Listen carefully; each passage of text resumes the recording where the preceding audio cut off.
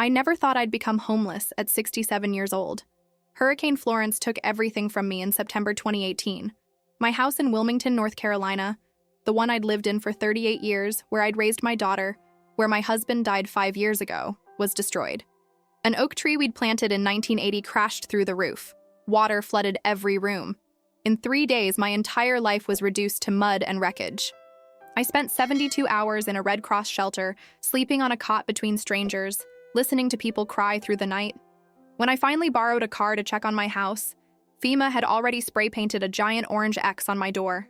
Condemned, uninhabitable, gone. I had one place left to go, one person left to turn to. My daughter, Carla. I hadn't seen her in almost 2 years, not since Thanksgiving 2016, when she'd made it painfully clear that visiting took time away from her real family. But she was still my daughter.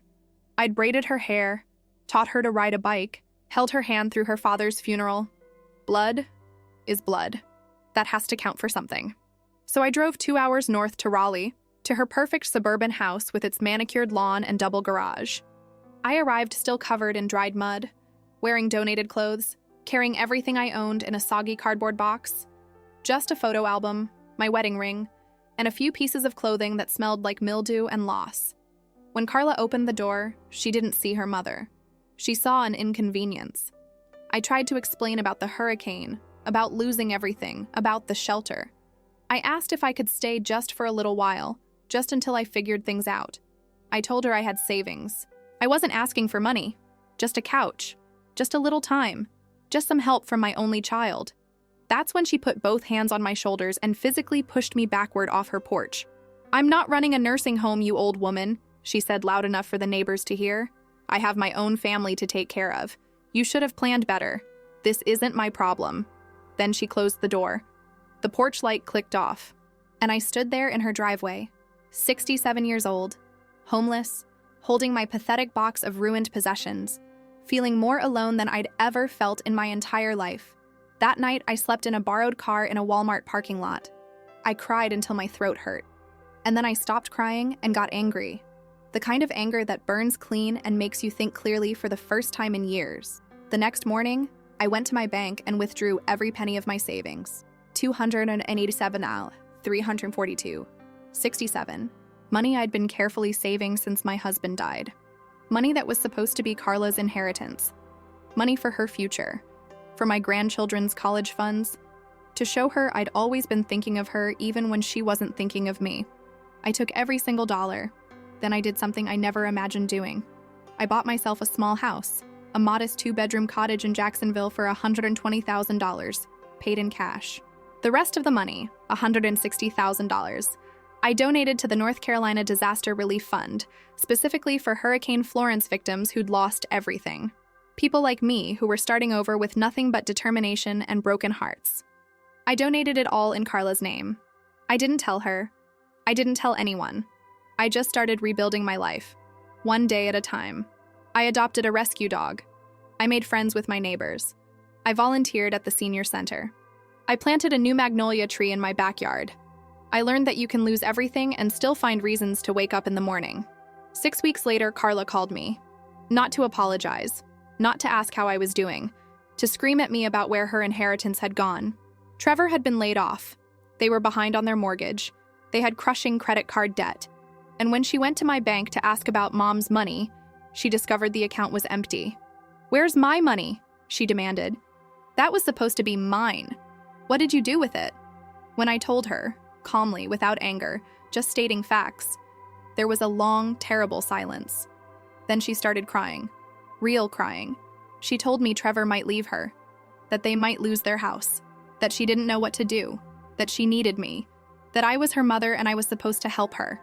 And despite everything, despite the push, despite the cruel words, despite being abandoned when I had nothing, I felt something crack open inside my chest. She was still my daughter. But could I forgive her? Should I? The woman who'd called me an old woman and physically pushed me away when I was homeless and desperate. The woman who only called when she needed money, not when she needed to know if her mother was alive. What would forgiveness cost me? What would it mean to let her back into my life after she'd so brutally rejected me from hers? As I sit in my small cottage with my rescue dog at my feet, watching the sun set over the North Carolina pine trees. I know Carla is driving here right now. She called an hour ago, her voice small and broken, asking if we could talk. Really talk. I said yes, because that's what mothers do. But as I wait for her headlights to appear in my driveway, I'm asking myself the question I've been avoiding for weeks. Can you forgive someone who abandoned you at your absolute lowest point? Can you rebuild a relationship the same way you rebuild a house after a hurricane? And if you do forgive them, does that make you strong? Or does it make you a fool? I'm about to find out, because love isn't a transaction. It's not something you earn with good behavior or lose with bad. Real love, mother love, exists even when it hurts. Even when it's not returned. Even when every rational part of you says to walk away. But forgiveness? That's different.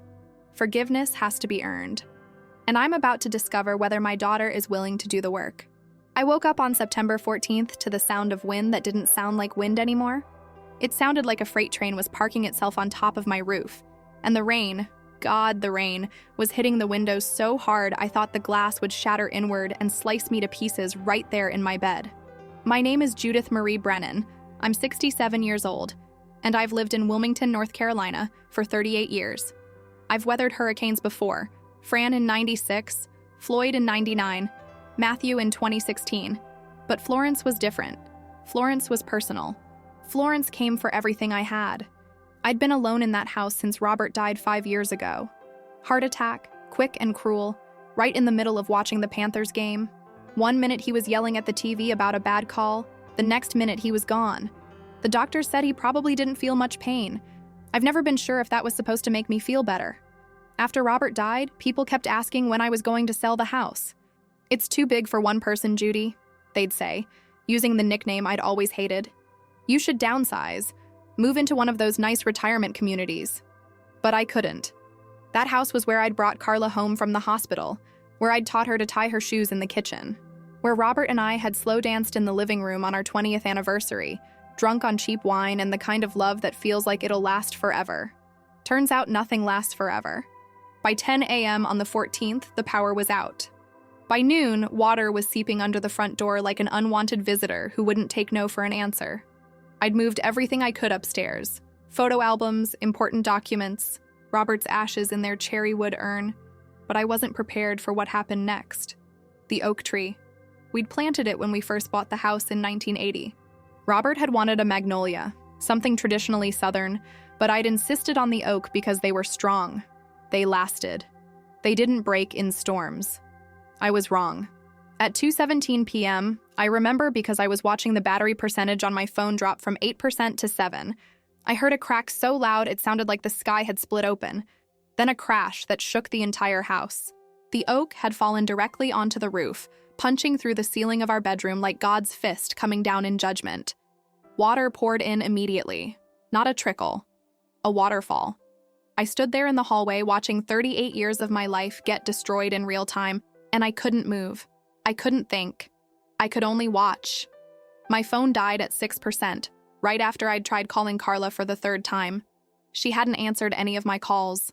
Not the first one, when I just wanted to hear her voice before the storm hit. Not the second one, when the water started coming in. Not the third one, when I realized I might actually die in this house. I spent that night huddled in the upstairs bathroom, the only room without a window, the safest place according to every hurricane preparedness guide I'd ever read. I sat in the bathtub with a flashlight, a bottle of water, and the photo album I'd managed to save. I flipped through pictures of Carla as a baby, as a toddler, as a gap-toothed 7-year-old holding up her first spelling bee trophy. In every picture, she was smiling. In most of them, I was smiling too. I wondered when we'd stopped smiling at each other. The storm finally broke on the 15th. When I climbed downstairs, the steps were slick with mud and debris. I saw that my house wasn't a house anymore. It was a disaster site. The entire first floor was underwater. My couch was floating. The kitchen cabinets had come off the walls. Robert's fishing rods, which I'd kept in the garage because I couldn't bear to throw them away, were gone. Just gone. I waded through waist-deep water to the front door and pushed it open. The entire street looked like a war zone. Mrs. Patterson's house across the street had collapsed entirely. The Johnsons' SUV was upside down in what used to be their front yard. A boat, someone's actual boat, was sitting in the middle of Oleander Drive. I stood there in my soaked nightgown, 67 years old, looking at the end of everything I knew, and I started laughing. Not happy laughing. The kind of laughing that's actually crying, but your body's too tired to tell the difference. A National Guard truck rolled up an hour later.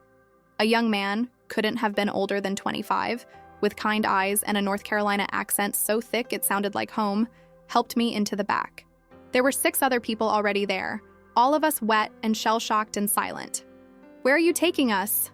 an elderly man asked. "Red Cross shelter at Hoggard High School," the guardsman said. "You'll be safe there." Safe? What a strange word. I'd thought I was safe in my house. I'd thought I was safe in my marriage.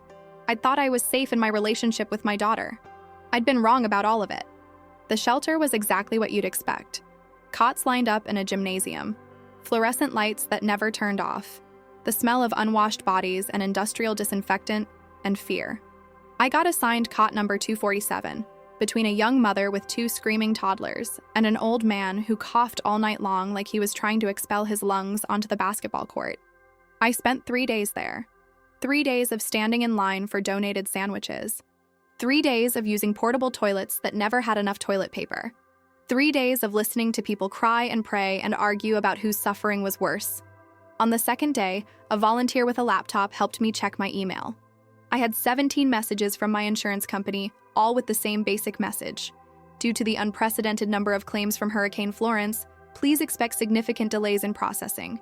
I had 4 emails from the Wilmington Public Library, where I'd volunteered twice a week for the past 3 years, saying the building had sustained major damage and all volunteer activities were suspended indefinitely. I had 0 emails from Carla. I tried calling her again on a borrowed cell phone. It rang 4 times and went to voicemail. "Hi, you've reached Carla Mitchell. I can't come to the phone right now, but leave a message and I'll get back to you." Her voice was bright and cheerful, the voice of someone whose life was going exactly according to plan. "Carla, honey, it's Mom," I said, trying to keep my voice steady. "The hurricane destroyed my house. I'm at a Red Cross shelter. I just wanted you to know I'm okay. I love you. Please call me back." She didn't. On the 3rd day, I borrowed a car from a woman named Susan, who I'd met in the line for donated clothing. She'd lost her apartment, but somehow her Toyota Camry had survived. She let me use it to drive back to my house, to see if anything was salvageable. It wasn't. FEMA had already come through and spray-painted a large orange X on my front door, with codes I didn't understand. The water had receded, but everything was covered in mud and mold. I waded through the wreckage of my living room and found the cherry wood urn with Robert's ashes, somehow, miraculously, still intact on the fireplace mantel. I held it against my chest and cried for the first time since the storm hit. I managed to find a few more things. The waterlogged photo album, my wedding ring which had slipped off the bathroom counter and landed in the bathtub, a UNC sweatshirt that had been hanging in the upstairs closet. I stuffed everything into a cardboard box I found in the garage, carried it to Susan's Camry, and drove away from my house for what I knew would be the last time. I didn't look back. I couldn't. That's when I made the decision to drive to Raleigh, to Carla. It wasn't that I wanted to burden her. It wasn't that I expected her to take care of me. I needed to see my daughter. I needed to know that even though I'd lost everything else, I still had her. The drive from Wilmington to Raleigh usually takes about 2 hours. That day, it took almost 4 because half the roads were still flooded or blocked by fallen trees. I drove in silence. No radio. Just the sound of the Camry's engine and my own thoughts. I thought about the last time I'd seen Carla. Thanksgiving 2016. She'd invited me to her house, a beautiful 4-bedroom colonial in a subdivision called Briar Creek, where all the houses looked the same and all the lawns were the same shade of green. Trevor had cooked a turkey that was too dry. The kids, Emma, who was 7, and Lucas, who was 5, had spent the entire meal glued to their iPads. Carla had spent the entire meal on her phone, texting about some work crisis. When I tried to help with the dishes, she'd waved me away. "You'll just do it wrong, Mom. I have a system." When I'd asked if I could take the kids to the park the next day, she'd said, "They have activities scheduled. We keep them busy." When I'd suggested maybe we could do Christmas together, she'd said, "We'll see. Trevor's parents usually come and it gets crowded." I'd driven home that night feeling like I'd been to dinner with strangers who happened to share my last name, but she was still my daughter. That had to count for something. I arrived at Carla's house at 6:45 p.m. on September 18th. The sun was starting to set. painting the sky that particular shade of orange and pink that makes everything look beautiful even when nothing is. The neighborhood was perfect, too perfect. Every lawn manicured. Every driveway empty because every car was safely tucked away in every garage. Not a single piece of trash on the street. Not a single flower out of place. My hands were shaking as I parked Susan's Camry at the curb. I caught a glimpse of myself in the rearview mirror and almost didn't recognize the woman looking back. My hair, usually neat and styled, was flat and greasy. My face was sunburned and scratched from debris. I was wearing jeans that were still caked with dried mud and the donated UNC sweatshirt that was 3 sizes too big. I looked like exactly what I was, a homeless old woman with nowhere else to go. I grabbed my cardboard box and walked up the perfectly paved driveway. Through the front window, I could see Carla in the kitchen, chopping something on a cutting board. She was wearing yoga pants and a fitted top that probably cost more than my entire outfit. Her hair was highlighted that expensive blonde that requires monthly maintenance. She looked like she'd just stepped out of a Real Simple magazine spread titled, How to Have It All. I rang the doorbell, heard footsteps, watched through the frosted glass as her figure approached. The door opened. For a moment, just a moment, I saw surprise in her eyes, maybe even concern, but it disappeared so fast I might have imagined it. "Mom," she said it like a question, like she wasn't entirely sure who was standing on her porch. "What are you doing here?" Behind her, I could see Trevor on the couch pretending to watch ESPN. Emma and Lucas were doing homework at the kitchen table, but they'd both looked up when the doorbell rang. My grandchildren. I barely knew them. They barely knew me. "Hi, sweetheart," I said, and I hated how small my voice sounded. "I'm sorry to show up unannounced. Did you get my messages?" "About the hurricane?" She frowned. "Messages? I called you several times. I left voicemails. My phone's been crazy lately. I must have missed them." She said it casually, like missing your mother's calls during a natural disaster was the same as missing a reminder about a dentist appointment. "What happened to your house?" "It's gone, Carla. The hurricane destroyed it. An oak tree fell through the roof. Everything's ruined. I've been staying at a Red Cross shelter for 3 days." I watched her process this information. Watched her eyes flick from my muddy jeans to my too big sweatshirt to the pathetic cardboard box in my arms. "That's terrible," she said. And she meant it, I think. But she said it the way you'd say "that's terrible" about a news story happening to someone far away, not the way you'd say it about your own mother. I was hoping, I started, and then had to stop because my throat was closing up. I was hoping I could stay with you, just for a little while, until I figure things out. I have some savings. I'm not asking for money. I just need a place to sleep while I... "Mom," she cut me off. Her voice had changed, gone colder. "You can't stay here." The words hung in the air between us. Behind her, I saw Trevor turn up the TV volume slightly. The kids had gone back to their homework, no longer interested in the drama at the front door. "I don't need much," I said quickly. "Just a couch, or even just a floor. I won't be any trouble, I promise." "It's not about trouble." Carla stepped out onto the porch and pulled the door partially closed behind her, lowering her voice. "Trevor and I have a very specific routine with the kids. We don't have extra space. We don't have the bandwidth to take on additional responsibilities right now." Additional responsibilities. That's what I was. Not her mother. Not family.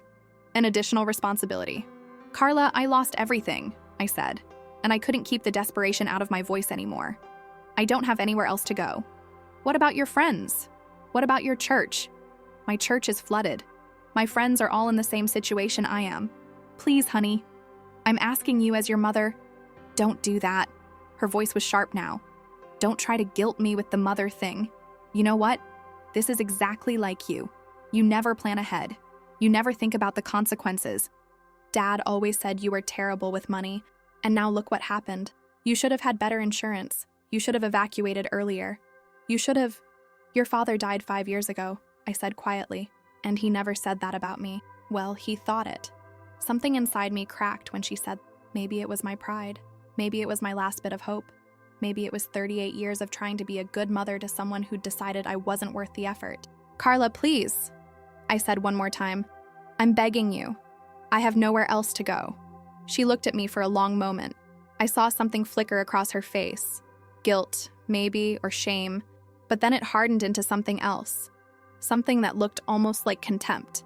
Then she put both hands on my shoulders and pushed. Not hard enough to make me fall, but hard enough to make me stumble backward off her porch step. Hard enough that I had to catch my balance. Hard enough that the cardboard box nearly slipped from my arms. "I'm not running a nursing home, you old woman," she said. Her voice was loud now. Loud enough that I saw the neighbor across the street stop watering his lawn to stare. Loud enough that Trevor definitely heard it inside. "I have my own family to take care of. You're a grown adult. You should have planned better. This isn't my problem." Then she went back inside and closed the door. Just like that.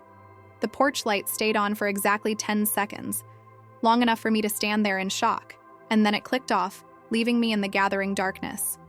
I stood in her driveway for a full minute, maybe longer, holding my cardboard box of ruined possessions, wearing my donated sweatshirt, looking at the closed door of my daughter's perfect house in her perfect neighborhood. The neighbor with the hose was still staring. I thought about waving at him just to acknowledge the sheer absurdity of the moment, but I couldn't make my arm move. Finally, I walked back to Susan's Camry, put my box in the passenger seat, and sat behind the wheel. I didn't cry. I didn't scream. I just sat there as the sky turned from orange to purple to black, and I let myself feel the full weight of what had just happened. My daughter had physically pushed me away. My daughter had called me old woman, like it was an insult. My daughter had made it clear that I was not welcome in her life. And in that moment, sitting in a borrowed car in a subdivision where I would never be welcome, I felt something shift inside me. The hurt was still there. God, it was there. Sharp and hot and terrible. But underneath it was something else. Something harder. Something that felt almost like clarity. I'd spent 37 years being Carla's mother. I'd given up job opportunities to stay home with her when she was young. I'd driven her to soccer practice and dance lessons and swim meets. I'd helped her with her homework and bought her prom dress and cried at her wedding. I'd loved her the way mothers are supposed to love their daughters. Completely. Unconditionally. Even when it hurt. And she'd pushed me off her porch and called me an old woman. I started the engine, drove to the nearest Walmart, parked in the back of the lot where they let people sleep in their cars overnight. I reclined the driver's seat as far as it would go, pulled the UNC sweatshirt tight around me, and closed my eyes. That night, I cried until I had no tears left. And then I stopped crying and started thinking about what I was going to do next, about the money I'd been saving, about the fact that some bridges once burned can never be rebuilt, but some new roads can be built from the ashes. I woke up in the Walmart parking lot at 5:30 a.m. with my neck cramped, my back aching, and a clarity I hadn't felt in years. The kind of clarity that comes when you've hit absolute bottom and realize the only direction left is up. The first thing I did was drive to a McDonald's, use their bathroom to clean myself up as best I could, and order a coffee and an Egg McMuffin. I sat in a booth by the window and watched Raleigh wake up. People in business casual rushing to their cars, mothers strapping kids into minivans, the whole choreography of normal life that I was no longer part of. I thought about what Carla had said. You should have planned better. She was right about one thing. I did need a plan. I pulled out my phone. I'd charged it in the car overnight and opened my banking app. The number stared back at me. 287,342.67. Every penny I'd saved since Robert died. His life insurance payout.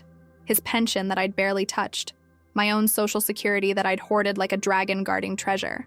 Money I'd been setting aside for Carla's future, for my grandchildren's college funds, for some imaginary rainy day. Well, it had rained. It had fucking flooded, and my daughter had pushed me off her porch. I sat there for 45 minutes, drinking bad coffee and doing math on a napkin. A modest house in coastal North Carolina would run me about $100,000 to $150,000 if I looked in the right areas. I'd need some money left over for furniture, for living expenses until my Social Security kicked in regularly again. Maybe $20,000 for that. That left approximately $130,000. I thought about Carla's perfect house, her perfect life, her perfect children who didn't know their grandmother. I thought about the way she'd looked at me like I was an inconvenience, a problem to be solved, a burden. I thought about the 3 days I'd spent at the Red Cross shelter, surrounded by people who'd lost everything. The young mother with 2 toddlers who'd been living in a trailer, the elderly couple who'd lost their home of 50 years, the teenage boy who'd been separated from his family and didn't know if they were alive. I finished my coffee, threw away the napkin with my calculations, and drove to Wilmington. The Bank of America branch on Market Street had survived the hurricane with only minor damage. When I walked in at 9 a.m. sharp, still wearing my muddy jeans and oversized sweatshirt because they were literally the only clothes I owned. The security guard gave me a look that said, "We don't give money to homeless people here." "I have an appointment with Patricia Vance," I said calmly. Patricia was my account manager, a black woman in her early 40s who'd helped me set up my savings account after Robert died. She'd been patient with me when I didn't understand the difference between a money market account and a CD. She'd congratulated me every time I made a deposit. She'd told me I was doing a smart thing, planning for the future. When Patricia saw me walk into her office, her professional smile faltered. "Oh my God, Mrs. Brennan. I heard about the hurricane damage in your area. Are you okay?" "I'm alive," I said. That counts for something. I sat down across from her desk and didn't waste time with small talk.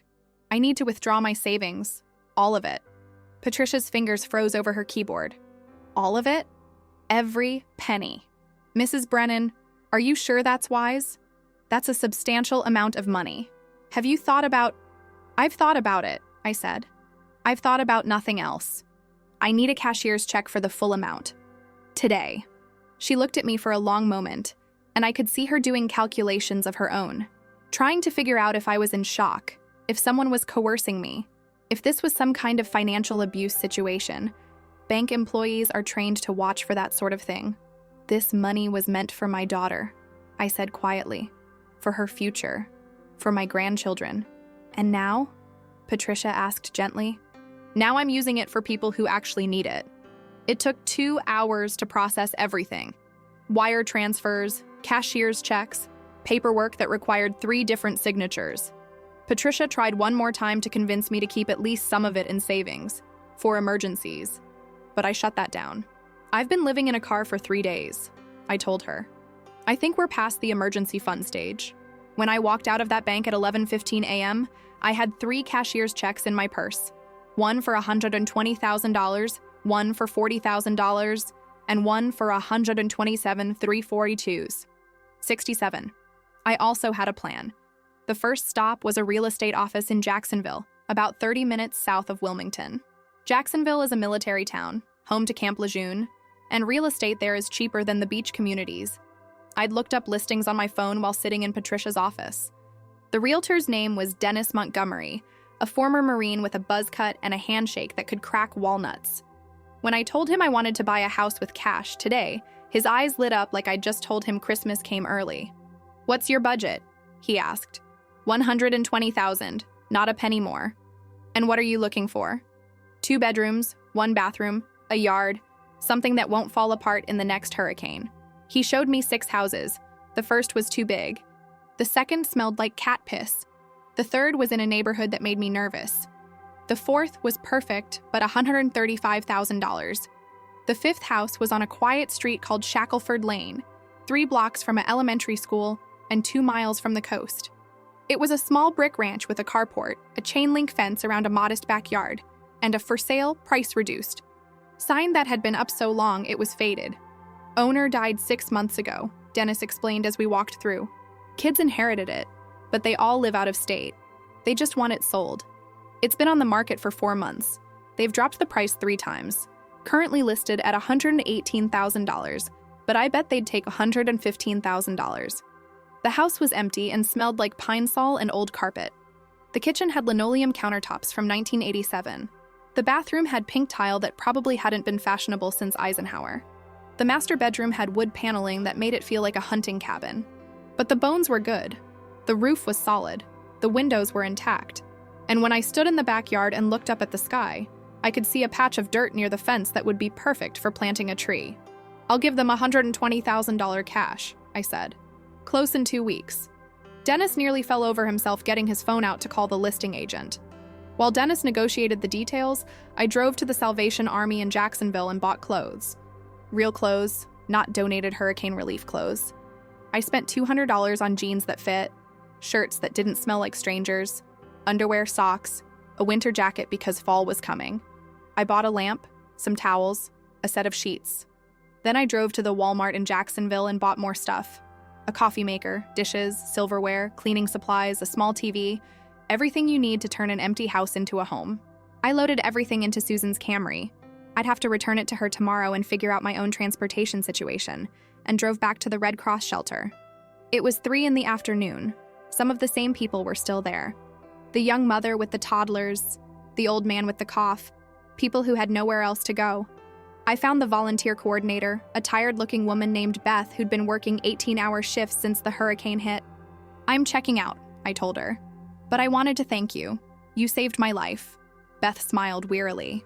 "That's what we're here for. Did you find a place to stay?" I did. I handed her a piece of paper with a phone number on it. "This is my new number. I'll have a house in 2 weeks. If any of these people need help after the shelter closes, rides, meals, a place to stay temporarily, tell them to call me." Beth looked at the paper, then back at me. "Mrs. Brennan, you don't have to—" "I know I don't have to," I said, "but I'm going to anyway." The next stop was the hardest. I drove to the North Carolina Disaster Relief Fund office in Raleigh. It was in a nondescript office building near the state capitol, and the waiting room was packed with people filling out paperwork, talking to caseworkers, holding crying children. I waited for 90 minutes before I got to see someone. Her name was Miranda Chen, a young woman with kind eyes and a clipboard full of forms. "How can I help you today?" she asked. "I want to make a donation," I said. Miranda blinked. "Oh, usually people come here seeking assistance, not offering it. That's wonderful. How much were you thinking?" I pulled out the cashier's check for $127,342.67 and slid it across the desk. Miranda stared at it, then at me, then back at the check. "Ma'am, this is over $100,000. "I know. Are you sure you want to do this? This is an incredibly generous donation, but I want to make sure you understand that once this is processed, it's non-refundable and—" "I understand," I said. "I want it earmarked specifically for Hurricane Florence victims who lost their homes. No administrative overhead. Every penny goes directly to people who need it." Miranda was still staring at the check like it might disappear if she looked away. "Can I ask, why?" "Because I lost my home too," I said simply. "And I know what it feels like to have nowhere to go. But I'm one of the lucky ones. I had savings. A lot of people don't." "This is extraordinary," Miranda said softly. "I need to get my supervisor. A donation this size requires special processing." The supervisor came out, a man named David Winters, who looked like he hadn't slept in days. He asked me the same questions. Was I sure? Did I understand? Was anyone pressuring me? "No one's pressuring me," I said, "except maybe my conscience." There was more paperwork, more signatures, more questions about whether I wanted the donation to be anonymous. "Not anonymous," I said. "I want it made in the name of Carla Mitchell of Raleigh, North Carolina." David's pen paused over the form. "Is that a family member?" "My daughter," I said. He didn't ask why I was donating my life savings in my daughter's name. Maybe he thought it was a nice gesture. Maybe he thought I was dying and this was some kind of legacy gift. He just wrote down the name and processed the paperwork. When I walked out of that office at 6 p.m., I was $127,340 TR. 67 poorer and felt lighter than I had in years. I spent the next 2 weeks living out of Susan's Camry, which she graciously let me keep using. "Keep it as long as you need," she said. "I'm staying with my sister anyway. The car's just sitting there." During those 2 weeks, I volunteered at the Jacksonville Senior Center, helping sort donated clothes and serving meals. I met a woman named Dorothy Chambers, a 72-year-old widow who'd also lost her house in the hurricane but had managed to find an apartment. We became instant friends, bonding over weak coffee and the shared experience of starting over late in life. "You're handling this better than I am," Dorothy said one afternoon as we folded donated blankets. "I'm not handling it better," I said. "I'm just too tired to fall apart." "Where's your family in all this?" she asked. I told her about Carla, about the push, about the closed door, and the porch light clicking off. Dorothy was quiet for a long moment. Then she said, "My daughter lives in California. She sent me a sympathy card after the hurricane. A sympathy card. Like I'd died." We laughed about it, but it was the kind of laughter that's really crying in disguise. The house closed on October 2nd. Dennis handed me the keys in his office, and I signed more papers in 30 minutes than I'd signed in my entire life. When it was done, the house on Shackelford Lane was mine. All mine. Paid in full. "Congratulations, Mrs. Brennan," Dennis said, shaking my hand. "You're a homeowner." I drove straight to the house, unlocked the door, and stepped inside. It was empty and quiet and smelled like fresh paint. The previous owners had paid for a quick cosmetic refresh before listing. I walked through each room slowly, my footsteps echoing on the hardwood floors. This was mine. No mortgage, no landlord. No one could take it away from me. I stood in the living room and cried for the third time since the hurricane. But these were different tears. Not grief tears, not angry tears, relief tears. I had survived. The first piece of furniture I bought was a mattress. I had it delivered that same afternoon and spent my first night in my new house, sleeping on a bare mattress on the floor of the master bedroom, covered with one of the donated blankets from the senior center. Over the next week, I slowly furnished the place. Nothing fancy. A couch from a thrift store, a kitchen table with mismatched chairs, a rocking chair for the front porch. I hung curtains, yellow ones because yellow felt hopeful. I bought a small dining set. I adopted a rescue dog from the local shelter, a scraggly mutt named Dolly who'd been found wandering after the hurricane. Dolly was perfect. She was 7 years old, missing an ear, and had the disposition of a saint. She followed me from room to room, never more than 3 feet away, like she was afraid I might disappear if she let me out of her sight. "I know the feeling, girl," I told her one evening as we sat together on the porch watching the sunset. "I know exactly how you feel." I planted a magnolia tree in the backyard. It was small, barely 3 feet tall, but the woman at the garden center promised it would grow fast. "Give it 5 years," she said. "It'll be beautiful." I liked the idea of 5 years. It meant I was planning to stick around. I didn't call Carla, I didn't text her, I didn't send her a card saying, "Hey, I survived your rejection and I'm doing fine, thanks for asking." I just moved on. I made friends with my neighbors. To my left was a retired Navy veteran named Harold who taught me how to fix a leaky faucet. To my right was a young couple, Mike and Ashley, who had a 3-year-old daughter named Sophie, who loved Dolly and brought her treats almost every day. I joined a book club at the library. I volunteered at the soup kitchen on Thursdays. I took a watercolor painting class at the community college and discovered I was terrible at art, but loved it anyway. I built a life. And I tried very, very hard not to think about the fact that my only daughter had erased me from her existence.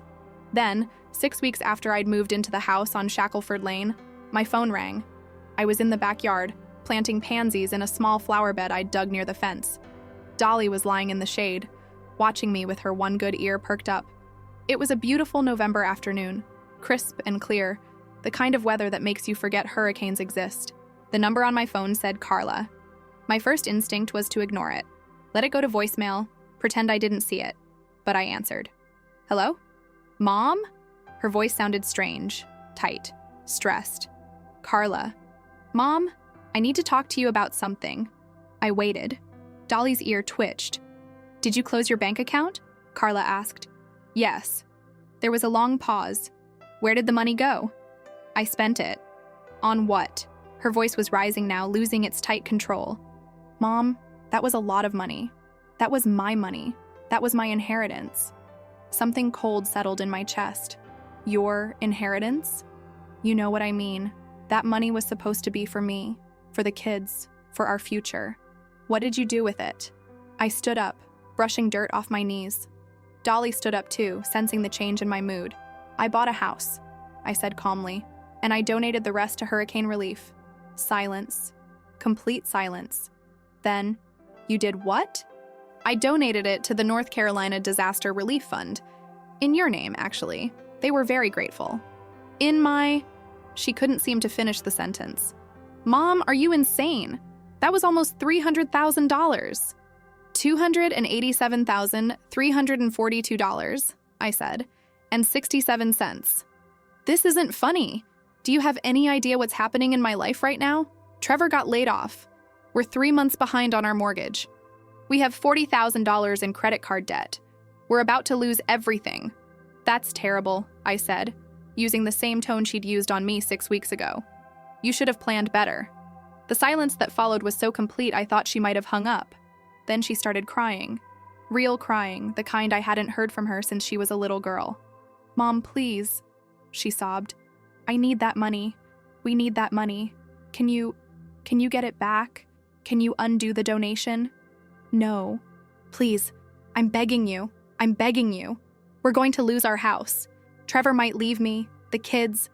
God, the kids don't know how bad it is. Please, Mom. Please." I sat down on my porch steps. Dolly came and put her head in my lap. "Carla," I said quietly, "do you remember what you said to me when I came to your house?" She didn't answer. You said I wasn't your problem. You called me an old woman. You pushed me off your porch and closed the door in my face. I know. Her voice was barely a whisper. I was stressed. I was dealing with a lot. I didn't mean... Yes, you did, I said. You meant every word. Mom, please, I'm sorry. I'm so sorry. I was wrong. I was terrible. But please, you have to help me. You're my mother. You're supposed to help me. And there it was. The thing I'd been waiting to hear without realizing I was waiting for it. I'm supposed to help you. Not, I love you. Not, I was wrong to treat you that way. Not, I should have been there for you. Just, you're supposed to help me. Carla, I said slowly, let me ask you something.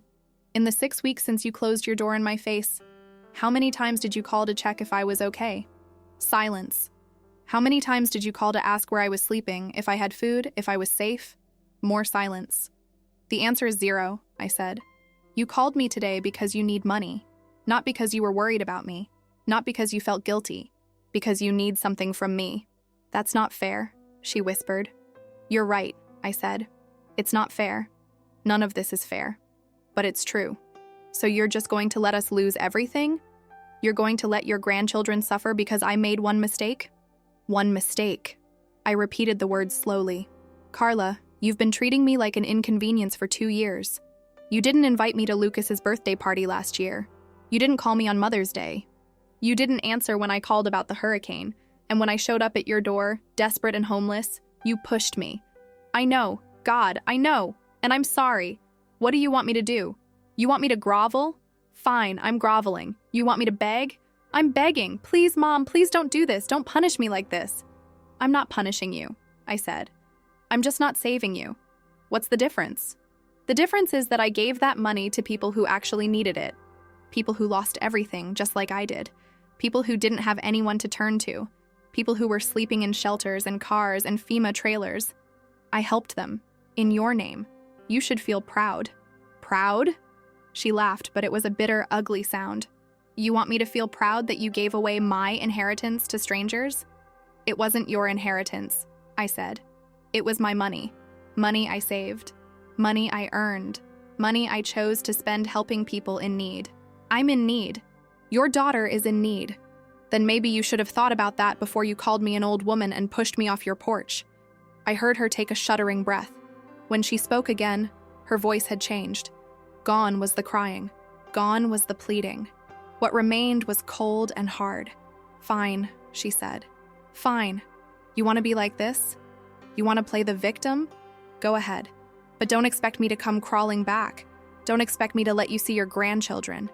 Don't expect me to be there for you when you need help someday. Because guess what, Mom? This works both ways. I know it does, I said quietly. I hope you're happy with your choice, she said. I hope that self-righteous feeling keeps you warm at night. Because you just lost your only daughter. You just lost your only family. No, I said. I lost you 6 weeks ago. I'm just finally accepting it. She hung up. I sat there on my porch steps, holding my silent phone, with Dolly's head in my lap and the November sun warm on my face. I waited to feel something. Regret, guilt, doubt. But all I felt was tired. And maybe, underneath the tired, something that felt like relief. That night, I couldn't sleep. I lay in my bed, an actual bed now, with a frame and everything, and stared at the ceiling. Dolly was curled up at my feet, snoring softly. I kept replaying the conversation, hearing Carla's voice crack when she begged, hearing the coldness when she threatened me, hearing the desperation that sounded so much like my own desperation 6 weeks ago. Was I being cruel? Was I punishing her? Was I using the money as a weapon to hurt her the way she'd hurt me? I didn't think so, but I wasn't sure. At 2 a.m., I got up and made tea. I sat at my kitchen table and pulled out the photo album I'd rescued from the hurricane. The pages were warped and water-stained, but most of the pictures had survived. There was Carla at 3 years old, covered in chocolate cake at her birthday party. Carla at 7, missing her 2 front teeth. Carla at 12, awkward and beautiful in her first school dance dress. Carla at 18, graduating high school with honors. Carla at 25, getting married to Trevor in a ceremony that cost more than my first car. In every picture, I was there. Sometimes in the background, sometimes front and center, but always there. always watching, always supporting, always loving. When had that stopped being enough? When had I stopped being her mother and become her burden? I closed the album and finished my tea. Dolly padded into the kitchen and put her head on my knee, looking up at me with her one good eye. "What do you think, girl?" I asked her. "Did I do the right thing?" Dolly licked my hand. I chose to interpret that as yes. 3 days later, Dorothy came over for coffee. I'd told her about the phone call with Carla, about the money, about everything. "So let me get this straight," Dorothy said, sipping her coffee. "You gave away your life savings to help hurricane victims, and your daughter is mad because she wanted that money for herself?" "Pretty much." Dorothy was quiet for a moment. Then she said, "You know what the worst part of getting old is?" "What?" "You realize that your children aren't who you thought they were. You spend all these years building them up in your mind. My daughter is smart, my daughter is kind, my daughter loves me, and then one day you wake up and realize you don't really know them at all. And worse, they don't really know you." "That's depressing," I said. "It is," Dorothy agreed. "But it's also liberating. Once you stop expecting them to be who you want them to be, you can start dealing with who they actually are." "And who is Carla?" I asked. "A woman who needs to learn that love isn't transactional," Dorothy said. "A woman who needs to learn that you can't treat people like garbage and expect them to hand you money when you need it. A woman who needs to grow up." "She's 37 years old," I said. "If she hasn't grown up by now, then maybe losing something she thought was guaranteed will help her get there," Dorothy finished. "You didn't do anything wrong, Judy. You helped people who needed help. That's not cruel. That's not punishment. That's just human decency. Tell that to Carla." "Carla will figure it out," Dorothy said. "Or she won't. Either way, that's not your responsibility anymore." 2 weeks later, I got a letter in the mail. The return address was Carla's house in Raleigh. I almost threw it away without opening it. But curiosity won. Inside was a single page, handwritten on expensive stationery. Carla's handwriting, which had always been neat and controlled, was messy, rushed. "Mom, Trevor left. He's staying with his brother. He says he's taking time to think about things. But I know what that means. He's leaving me. We're losing the house. The bank started foreclosure proceedings last week. We have to be out by the end of the month. The kids keep asking why Daddy doesn't live here anymore. I don't know what to tell them. I know I don't deserve your help. I know I was terrible to you. I know you hate me. But I'm drowning, Mom. I'm completely and totally drowning. And I don't know what to do. I'm not asking for money. I know that's gone. I don't know. I guess I just wanted you to know that you were right. About everything. About planning better. About consequences. About all of it. I'm sorry. I know that doesn't fix anything. But I am sorry. Carla." I read the letter 3 times. Then I folded it carefully and put it in a drawer in my kitchen, the one where I kept important papers and recipes I'd never make. I didn't write back. Not because I was trying to be cruel. Not because I wanted her to suffer. But because I didn't know what to say. Thanksgiving came. I spent it with Dorothy and a few other friends from the senior center. We had a potluck, turkey that was too dry, stuffing that was too salty, pumpkin pie that was actually pretty good. We played cards and told stories and laughed at things that weren't that funny, but felt good to laugh at anyway. I thought about Carla, wondered where she was spending Thanksgiving, wondered if Trevor had come back, wondered if Emma and Lucas understood why their life was falling apart. I thought about calling. I even picked up the phone twice, but I didn't. December arrived with unusually cold weather. I bought a space heater for my bedroom and spent evenings reading by the fireplace, a real wood-burning fireplace that Harold had taught me how to use. 3 days before Christmas, my phone rang again. Carla on the caller ID. This time, I let it go to voicemail. I listened to the message an hour later, standing in my kitchen with a cup of hot chocolate warming my hands. "Mom." Her voice was quiet, defeated. "It's me. I wanted to call. I know you probably don't want to hear from me. I know I have no right to ask anything from you. But we're staying with Trevor's parents right now, just until we figure things out. The kids are confused and scared, and I'm trying to hold it together, but I'm not doing a very good job." A long pause. I could hear her breathing. "I've been thinking about what you said, about how I treated you, about the door closing and the porch light and all of it. And you were right, Mom. You were right about everything. I was horrible to you. I was selfish and cruel, and I took you for granted for years, and I'm so, so sorry. Another pause. Longer this time. I don't expect forgiveness. I don't expect you to fix my problems. I wanted you to know that I finally understand. I understand what it feels like to lose everything. I understand what it feels like to have nowhere to go. I understand what it feels like to be desperate. Her voice cracked. And I understand how much it must have hurt when I closed that door in your face. Because if Emma or Lucas ever did that to me, God, Mom, I don't think I could survive it. And you did. You survived it and you built a whole new life, and I'm so proud of you. I know that sounds stupid coming from me, but I am. A long exhale. Anyway, I should go. I just wanted to say that. Merry Christmas, Mom. I love you. I know I don't say it enough. I know I don't show it. But I do. I love you. The message ended.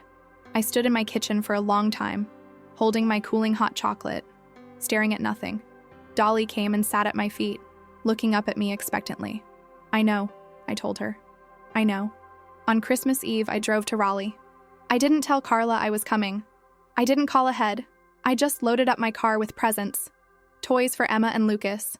A gift card to Target for Carla. A bottle of decent whiskey for Trevor if he was there. And drove the 2 hours north.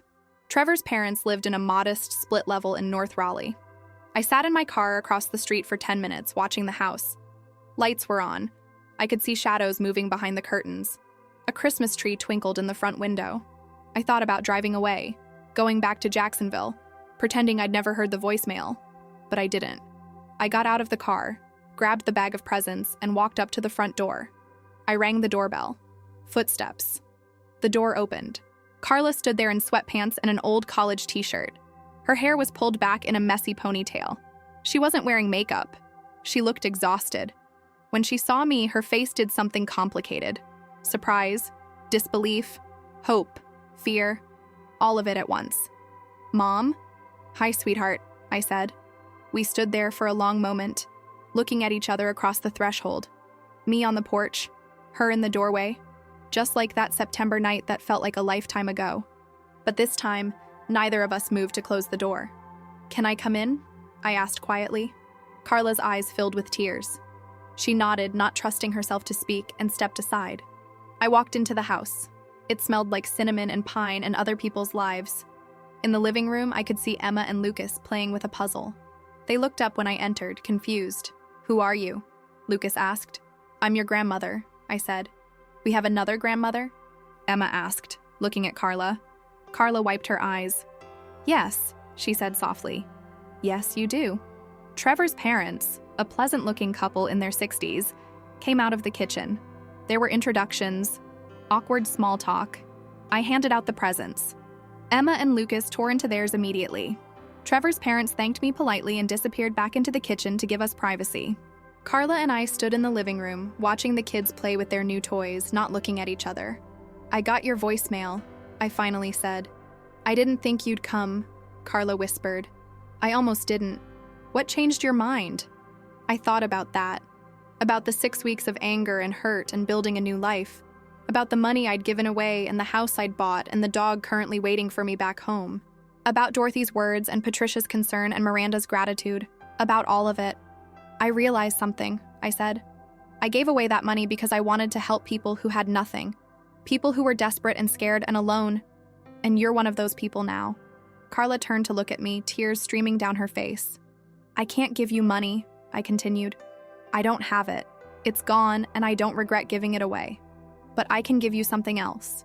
I can give you what you didn't give me when I needed it. What's that? She whispered. A place to stay. Carla's face crumpled. She covered her mouth with her hand, trying to hold back sobs. My house has 2 bedrooms, I said. It's small. It's not fancy. But it's paid for, and it's safe, and there's room for you and the kids. Not forever, but until you figure things out.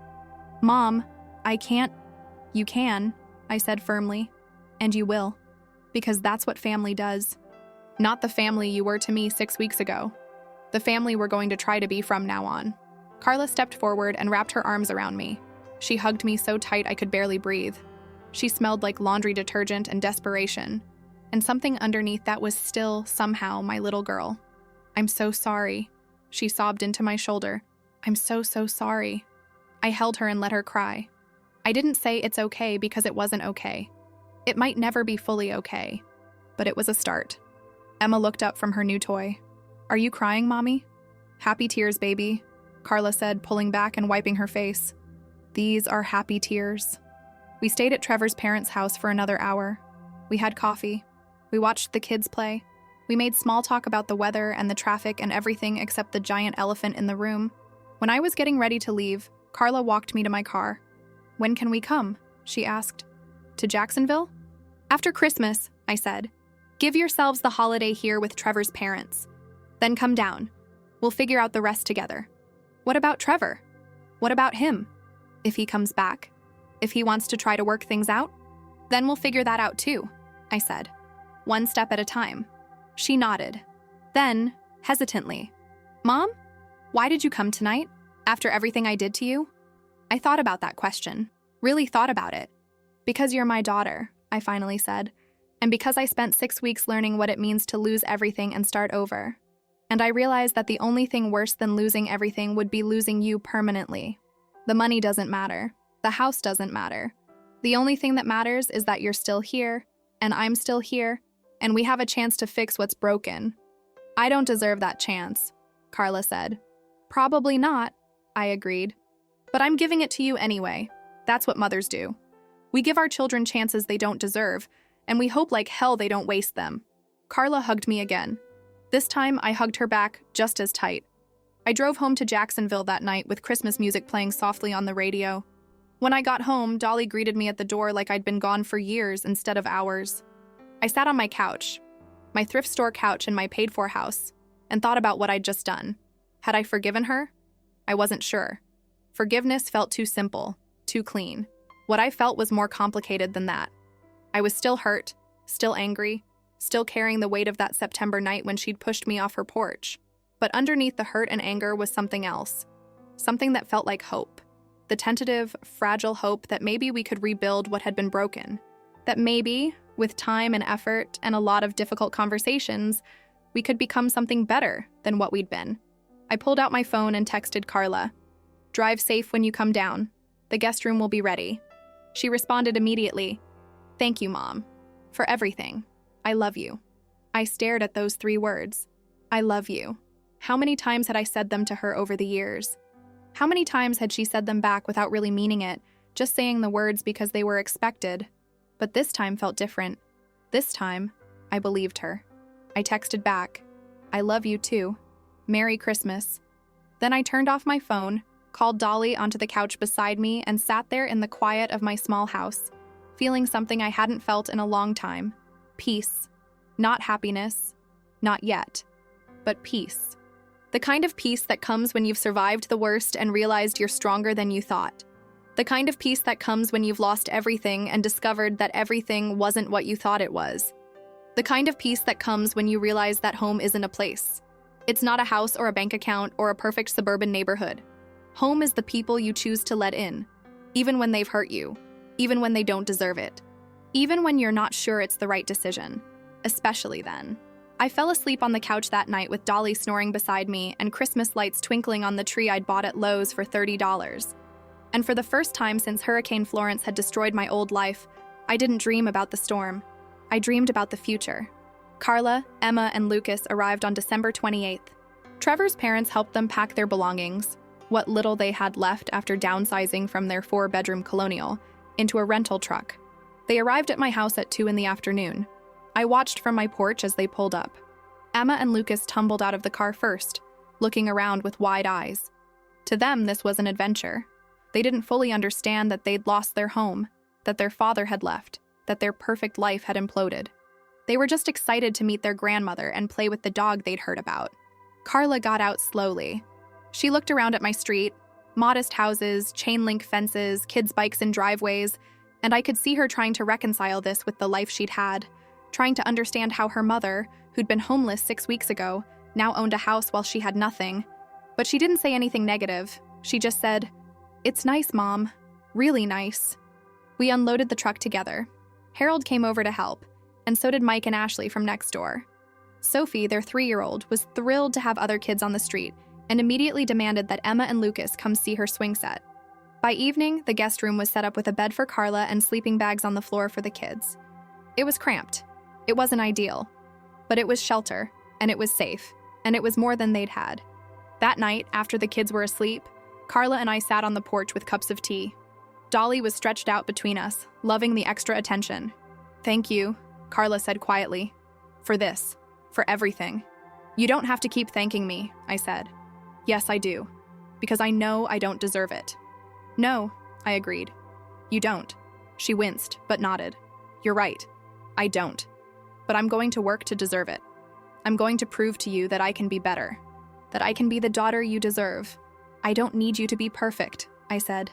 "I just need you to be honest, and present, and willing to work on this." "I am," she said. "I swear to God, Mom, I am."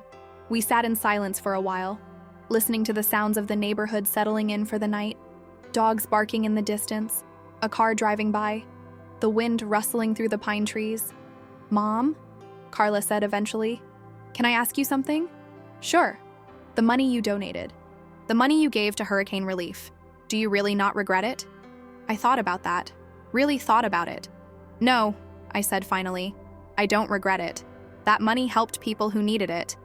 It gave them a chance to rebuild their lives, just like I rebuilt mine." "But you could have kept it," Carla said. "You could have kept some of it, at least. Made your life easier." "My life is easy enough," I said. "I have a roof over my head. I have food in my refrigerator. I have a dog who loves me and neighbors who help me and friends who make me laugh. What else do I need?" "Security," Carla said. "Savings, something for emergencies." "I had all of that," I pointed out. "And then a hurricane destroyed my house and my daughter closed the door in my face. So much for security." Carla flinched. "I deserve that." "I'm not trying to hurt you," I said. "I'm just saying that money doesn't guarantee anything. Security is an illusion. The only thing that's real is how you treat people when they need you most." "And I failed that test," Carla said softly. "Yes," I said. "You did. But you're getting a chance to retake it." She looked at me with tears in her eyes. "Why? Why are you giving me this chance?" "Because you're my daughter," I said simply. "And because holding on to anger takes too much energy. And because I'm 67 years old and I don't have time to waste on grudges. Life's too short. Hurricanes prove that." Carla reached over and took my hand. Her grip was tight, desperate, like she was afraid I might disappear if she let go. "I won't waste this chance," she said. "I promise you, Mom. I won't waste it." I squeezed her hand back. "Good, because you only get one." The next few weeks were an adjustment. Learning to live together again after years of distance. Learning to share space. Learning to navigate the complicated dance of adult daughter and aging mother living under the same roof. Carla got a job waitressing at a local diner. It wasn't glamorous, but it paid bills. She worked hard, came home exhausted, but kept showing up. Emma and Lucas enrolled in the local elementary school. They made friends quickly, the way kids do. I watched my grandchildren discover the simple joy of a life without iPads and scheduled activities. They played in the backyard. They helped me plant vegetables in a small garden. They learned to throw a ball for Dolly and how to identify different bird species that came to the feeder Harold had helped me install. Trevor called occasionally. The conversations were tense and short. He was figuring things out. He was working on himself. He was not sure what he wanted. Translation: he was dating someone else and didn't have the courage to say it. Carla cried about it sometimes, late at night when she thought I couldn't hear. But during the day, she was strong. She focused on her kids, on her job, on rebuilding the life she'd destroyed. And slowly, day by day, we rebuilt our relationship too. Not the old relationship. That was gone, destroyed as thoroughly as my old house in Wilmington. But something new, something more honest. Something built on the foundation of shared suffering and hard-won understanding. In February, we had our first real fight since she'd moved in. It started over something stupid. I'd made macaroni and cheese for the kids, and Carla said they weren't allowed to have processed foods. I pointed out that they seemed to like it just fine. She said I was undermining her parenting. I said she was being ridiculous. It escalated from there. "This is exactly what you always did," Carla shouted. "You always thought you knew better than me. You always questioned my decisions." "Because sometimes your decisions are wrong," I shouted back. "Sometimes you need someone to tell you that you're being too rigid, too controlling, too focused on things that don't matter.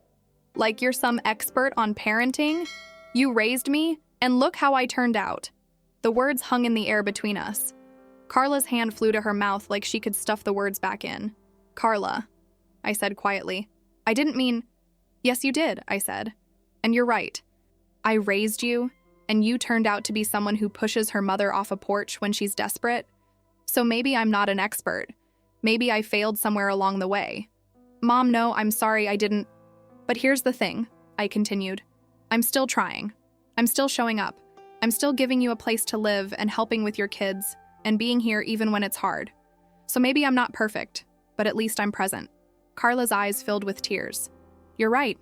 You're absolutely right. I'm sorry. I'm stressed and I'm tired and I'm scared and I took it out on you. I know, I said, my anger draining away as quickly as it had come. But we have to be able to fight without saying things we can't take back. We have to be able to disagree without destroying each other. I know, she whispered. I'm still learning how to do that. Me too, I admitted. Turns out I'm not great at it either. We hugged. It was awkward and stiff at first, but then we both relaxed into it. The kids can have macaroni and cheese, Carla said into my shoulder, once in a while. And I'll try not to undermine your parenting, I said. Most of the time. We both laughed. It was a small laugh, but it was real. March brought warmer weather and the first buds on the magnolia tree in the backyard. I stood there one morning drinking coffee and watching it, remembering the magnolia tree in Wilmington that had been destroyed by the hurricane. That tree had been 38 years old.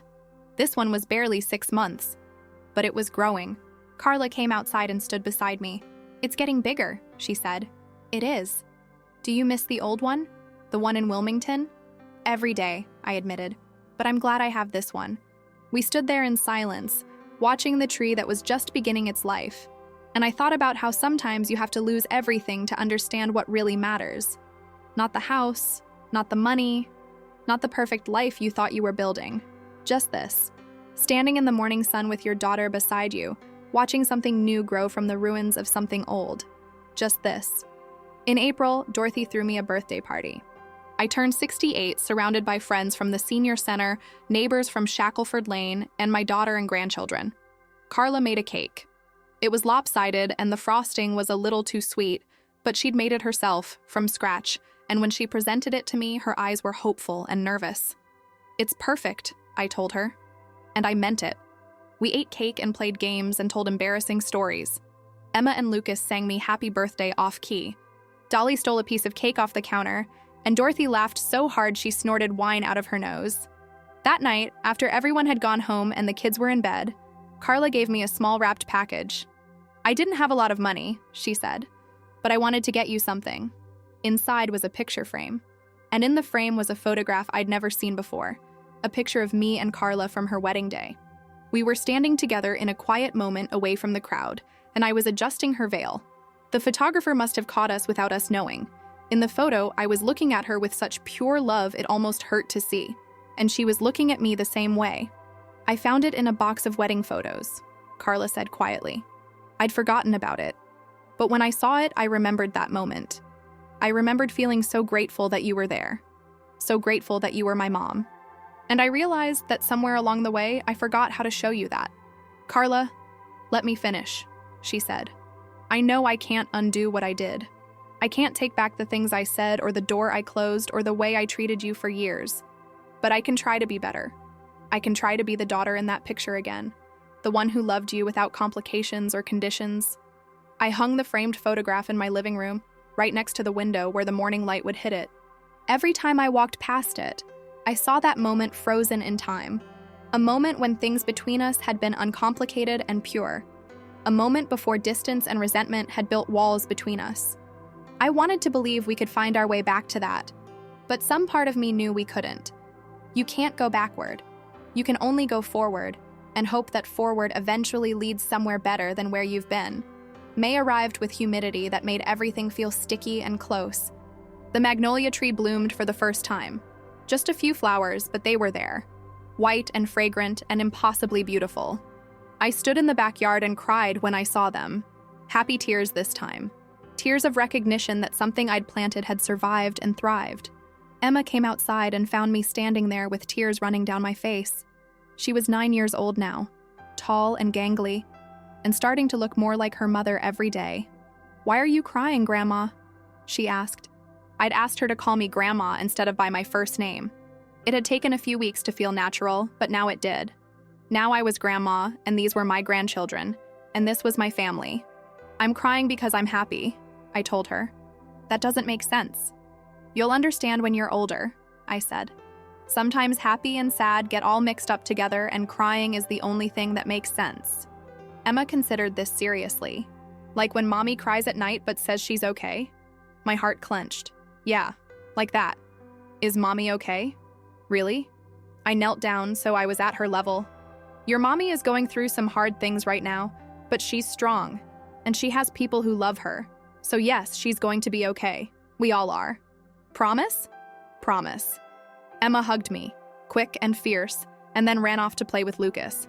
I stayed in the yard for a long time after that, looking at the magnolia blossoms and thinking about promises. About the ones we keep and the ones we break and the ones we make to children who believe we can fix anything. In June, Trevor came to visit. I didn't know he was coming. Carla had mentioned that he'd asked to see the kids, but she'd been vague about when. So when his BMW pulled up in my driveway on a Saturday afternoon, I was completely unprepared. He looked different, thinner, older. His hair had more gray in it than I remembered. He was wearing jeans and a polo shirt, casual clothes that felt wrong on him somehow. Trevor had always been a suit and tie guy, even on weekends. Emma and Lucas ran out to meet him. They hugged him and he hugged them back, and I could see genuine love there. Whatever else Trevor was, he loved his children. That counted for something. Carla stood on the porch, arms crossed, watching. Her face was carefully neutral, but I could see tension in every line of her body. Trevor walked up to the porch. Carla. Trevor. You look good. Don't. He nodded, understanding. Can we talk, after I spend some time with the kids? I don't know what there is to talk about, Carla said. You made your choice pretty clear. Please, Trevor said quietly. Just, please. Carla looked at me. I gave her a small nod. Sometimes you have to have the hard conversations even when, especially when, you don't want to. Fine, she said. You can take the kids to the park. Be back in 2 hours. Trevor loaded Emma and Lucas into his car. I watched them drive away and then turned to Carla, who was already crying. I don't know if I can do this, she said. I don't know if I can see him and not fall apart. Then fall apart, I said. That's what I'm here for, to help pick up the pieces. We went inside. I made tea. We sat at my kitchen table and Carla told me everything she'd been holding inside for months. About how Trevor had been distant for years, not just since the layoff. About how they'd been living separate lives under the same roof. About how she'd known something was wrong but had been too scared to ask. About how losing the money, my money, had just been the final crack in a foundation that was already crumbling. I blamed you for so long, she admitted. I blamed you for giving away my inheritance. I blamed you for not being there to save me.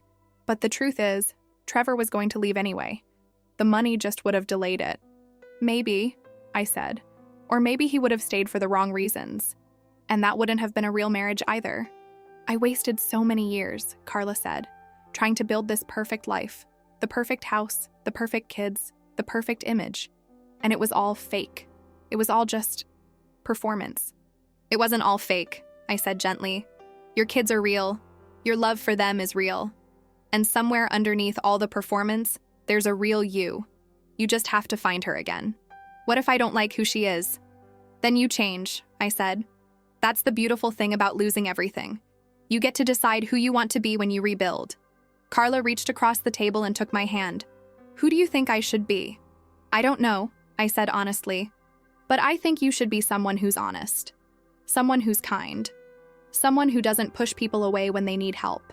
Someone who understands that love isn't about perfection. It's about showing up, even when it's hard. Like you did, Carla said softly, when you came to the house on Christmas Eve. Like I did, I agreed, even though every part of me wanted to stay away. Why didn't you? She asked. Really? Why did you come? I thought about that question. I'd asked myself the same thing 100 times since Christmas. Because I realized something, I said finally. When you lose everything in a hurricane, you learn what actually matters.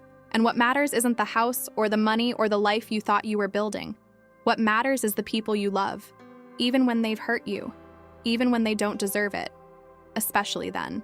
I'm trying so hard to deserve it, Carla whispered. I'm trying so hard to be better. I know you are, I said. And it's working. Slowly, but it's working. We sat there holding hands across the table until we heard Trevor's car pull back into the driveway. Carla wiped her eyes, took a deep breath, and went outside to talk to her husband. I stayed inside, giving them privacy, but I could see them through the window standing by his car talking intently. I saw her cry. I saw him reach for her hand and her pull away. I saw him cry too. After 20 minutes, he got in his car and drove away. Carla stood in the driveway for a long time after he left, and when she finally came back inside, her face was puffy and red, but also somehow lighter. "He's seeing someone," she said. "A woman from his gym. He's been seeing her since before he got laid off." "Oh, honey," I said, pulling her into a hug. "He said he's sorry. He said he never meant to hurt me. He said all the things people say when they're trying to make themselves feel better about being selfish." "What did you say?" "I told him I wanted a divorce," Carla said. "I told him he could see the kids whenever he wanted, but I was done. I was done pretending. I was done trying to save something that never really existed." "How do you feel?" "Relieved," she said, and then started crying again. "Is that terrible, that I feel relieved?" "No," I said. "That's honest. And honest is the first step toward healing." Summer arrived with oppressive heat and afternoon thunderstorms that reminded me too much of the hurricane. But these storms were different. They came and went. They didn't destroy everything in their path. They just watered the magnolia tree and made the air smell like rain and earth. Carla filed for divorce in July. Trevor didn't contest it. He agreed to child support when he found another job and shared custody. The lawyers handled the details. It was all very civil and polite and heartbreaking. Emma asked why Daddy wasn't coming home. Lucas asked if it was his fault.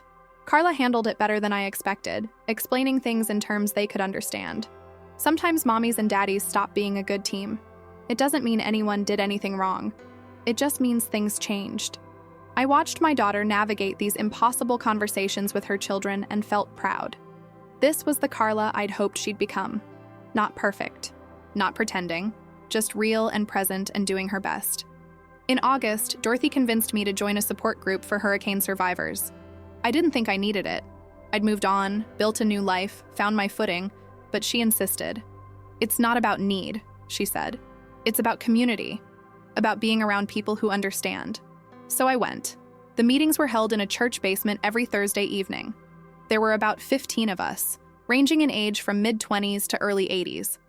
All of us had lost homes in Hurricane Florence. All of us were trying to rebuild. The first meeting, we went around the circle and introduced ourselves. When it was my turn, I said, "My name is Judith Brennan. I'm 68. I lost my house in Wilmington. And I learned that sometimes losing everything is the only way to figure out what really matters." After the meeting, a woman in her 30s approached me. Her name was Rachel. She'd lost her apartment and her job and had been living out of her car for 2 months before finally finding a room to rent.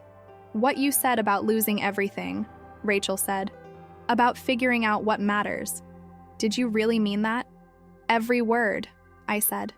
"What did you figure out? What really matters?" I thought about the question, about my small house on Shackelford Lane, about Dolly sleeping on my feet every night, about Carla and Emma and Lucas crammed into my guest room, about Dorothy and Harold and the life I'd built from nothing. "People," I said simply. "People matter. Everything else is just stuff." Rachel's eyes filled with tears. "I lost my photo albums, my grandmother's ring, all my memories." "No, you didn't," I said gently. "You lost the physical objects, but the memories are still here." I tapped my temple. "And here." I touched my chest. "Those can't be destroyed by wind or water." "It doesn't feel that way," she whispered. "I know," I said. "But it will. Give it time." Rachel hugged me. We became friends after that. She started joining Dorothy and me for coffee. I helped her find a better job, using connections I'd made through the senior center. She helped me learn how to use social media so I could video chat with Emma and Lucas when they visited Trevor. This is what community means, I realized. This is what survives when everything else is washed away. September arrived, marking 1 year since Hurricane Florence had destroyed my life. The anniversary hit me harder than I expected. I woke up on the 14th in a panic, heart racing, covered in sweat. For a moment, I was back in that bathtub, listening to the wind scream and the tree crash through my ceiling. For a moment, I was back in the Red Cross shelter, sleeping on a cot between strangers. For a moment, I was standing on Carla's porch, feeling her hands push me backward. Dolly sensed my distress and climbed onto the bed, licking my face until I came back to the present. I was in my house, my safe, paid-for house. I was okay. I had survived. But my hands were shaking. I got up and made coffee, sat on my porch and watched the sun rise. Carla came out a few minutes later, already dressed for her shift at the diner. "You okay, Mom?" she asked. "It's been a year," I said. "1 year since the storm." She sat down beside me. "I know. I've been thinking about it all week." "You have?" "Of course I have." She looked at me and her eyes were filled with something I couldn't quite name. Regret, maybe, or shame. "A year ago today, your whole life fell apart, and 3 days later, I made it so much worse." "Carla, let me say this," she interrupted. "Please, I need to say it." I nodded. "A year ago, you lost everything. Your house, your possessions, your sense of security, everything. And instead of being there for you, instead of helping you, I closed the door in your face. I called you an old woman. I pushed you." Her voice cracked. "I have replayed that moment in my head every single day for the past year. Every single day I've hated myself for it." "You don't have to." "Yes, I do," she said firmly. "Because you need to know. You need to know that I understand what I did. You need to know that I'm not just sorry because I needed something from you. I'm sorry because what I did was unforgivable. And yet you forgave me anyway." Tears were streaming down both our faces now. "Not right away," I said. "It took me a long time." "But you did," Carla said. "You came to that house on Christmas Eve and you gave me a second chance I didn't deserve. You let me and my kids move into your home. You helped me rebuild my life even though I'd destroyed yours. Why? Why did you do that?" I looked at my daughter, my complicated, imperfect, broken, beautiful daughter, and tried to find the right words. "Because holding on to anger was like trying to hold on to water," I said finally. "It just slipped through my fingers and left me empty. And because I realized that the hurricane didn't just destroy my house. It destroyed the version of me that was willing to accept being treated badly. The version that would have swallowed your rejection and blamed myself for being a burden. The storm washed that version away. And what was left was someone who knew her own worth. Someone who could look at what you did and say that was wrong without it destroying me. And you could forgive me because you were stronger," Carla said slowly, understanding. "I could forgive you because I didn't need you anymore." I corrected gently. "Not the way I used to. I'd built a whole life without you. I had friends, and a house, and a purpose. So when I chose to let you back in, it wasn't because I was desperate or lonely or had nowhere else to turn. It was because I wanted to. Because I chose to. That's the difference," Carla whispered. "Between needing someone and choosing them." "That's the difference," I agreed. We sat there in silence, watching the sun climb higher in the sky. The anniversary of the worst day of my life, and I was spending it on my porch with my daughter, drinking coffee, feeling whole. "Thank you," Carla said eventually, "for choosing me, even after everything." "Thank you," I said, "for giving me a reason to." That afternoon, I drove to Wilmington for the first time since I'd left. I needed to see it, needed to face it, needed to prove to myself that I could look at what had been lost without falling apart. Carla offered to come with me, but I said no. This was something I needed to do alone. The drive felt longer than I remembered. Every mile closer to Wilmington made my chest tighter. But I kept driving. My old neighborhood looked different. Some houses had been rebuilt, shiny and new, testament to good insurance and deep pockets. Others were still just lots, the houses demolished, for sale signs planted like gravestones. My house was gone. Completely gone. Just a concrete slab where it used to be, covered in weeds and debris. The oak tree had been removed, leaving a stump. The magnolia tree Robert and I had planted was gone too. I parked across the street and sat there, looking at the empty lot where I'd lived for 38 years, where I'd raised my daughter, where I'd buried my husband's ashes in the backyard on a Tuesday afternoon because he'd always said he wanted to be part of the garden, where I'd laughed and cried and lived a whole life, all gone. I waited to feel something, grief, anger, regret, but all I felt was a strange sense of closure. That life was over. That version of me was gone, and in their place were new things, a new house, a new life, a new relationship with my daughter built on honesty instead of obligation. I took out my phone and called Carla. "Hey, Mom," she answered. "You okay?" "I'm at the old house," I said, "or where it used to be." "How does it feel?" "Like looking at someone else's life," I said, "like it happened to a different person." In a way, it did, Carla said quietly. You're not the same person you were a year ago. Neither are you. No, she agreed. Neither am I. I'm coming home now, I said. And then I realized what I'd said. Home. Not back to Jacksonville. Home. The house on Shackelford Lane was home now. And Carla was there. And my grandchildren were there. And Dolly was there. And that was home. Drive safe, Carla said. I'm making dinner. That chicken recipe Dorothy taught me. The one you burned last time? I won't burn it this time, she said, laughing. Probably. I hung up and started the car.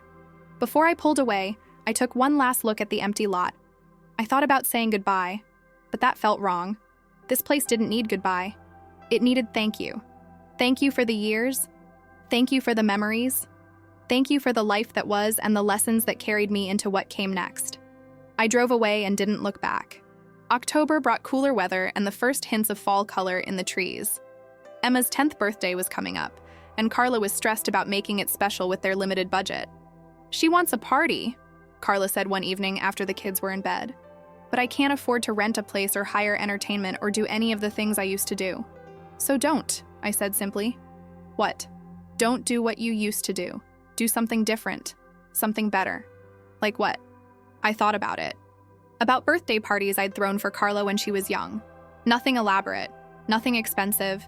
Just cake and games and love. Have it here, I said. In the backyard.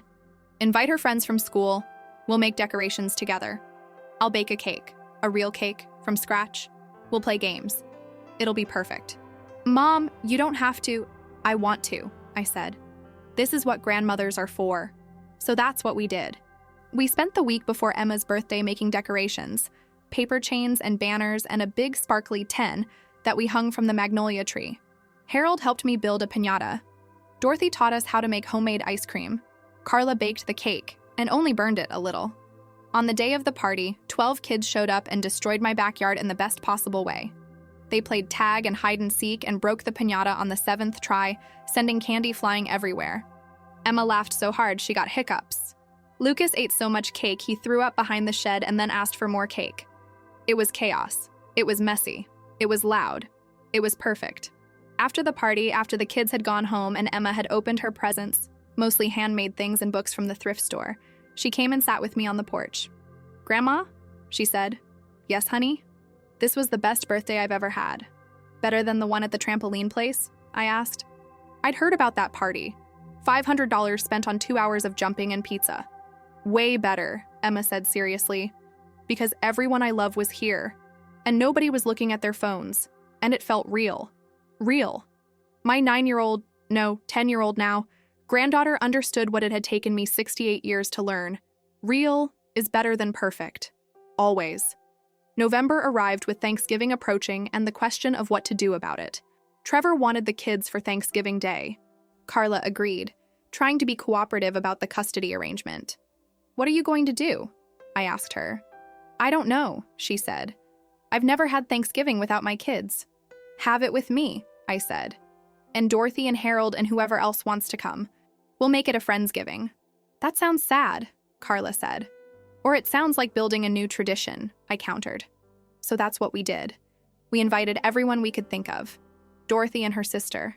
Harold and his daughter who was visiting from Ohio. Rachel from the support group and her boyfriend. Mike and Ashley and Sophie from next door.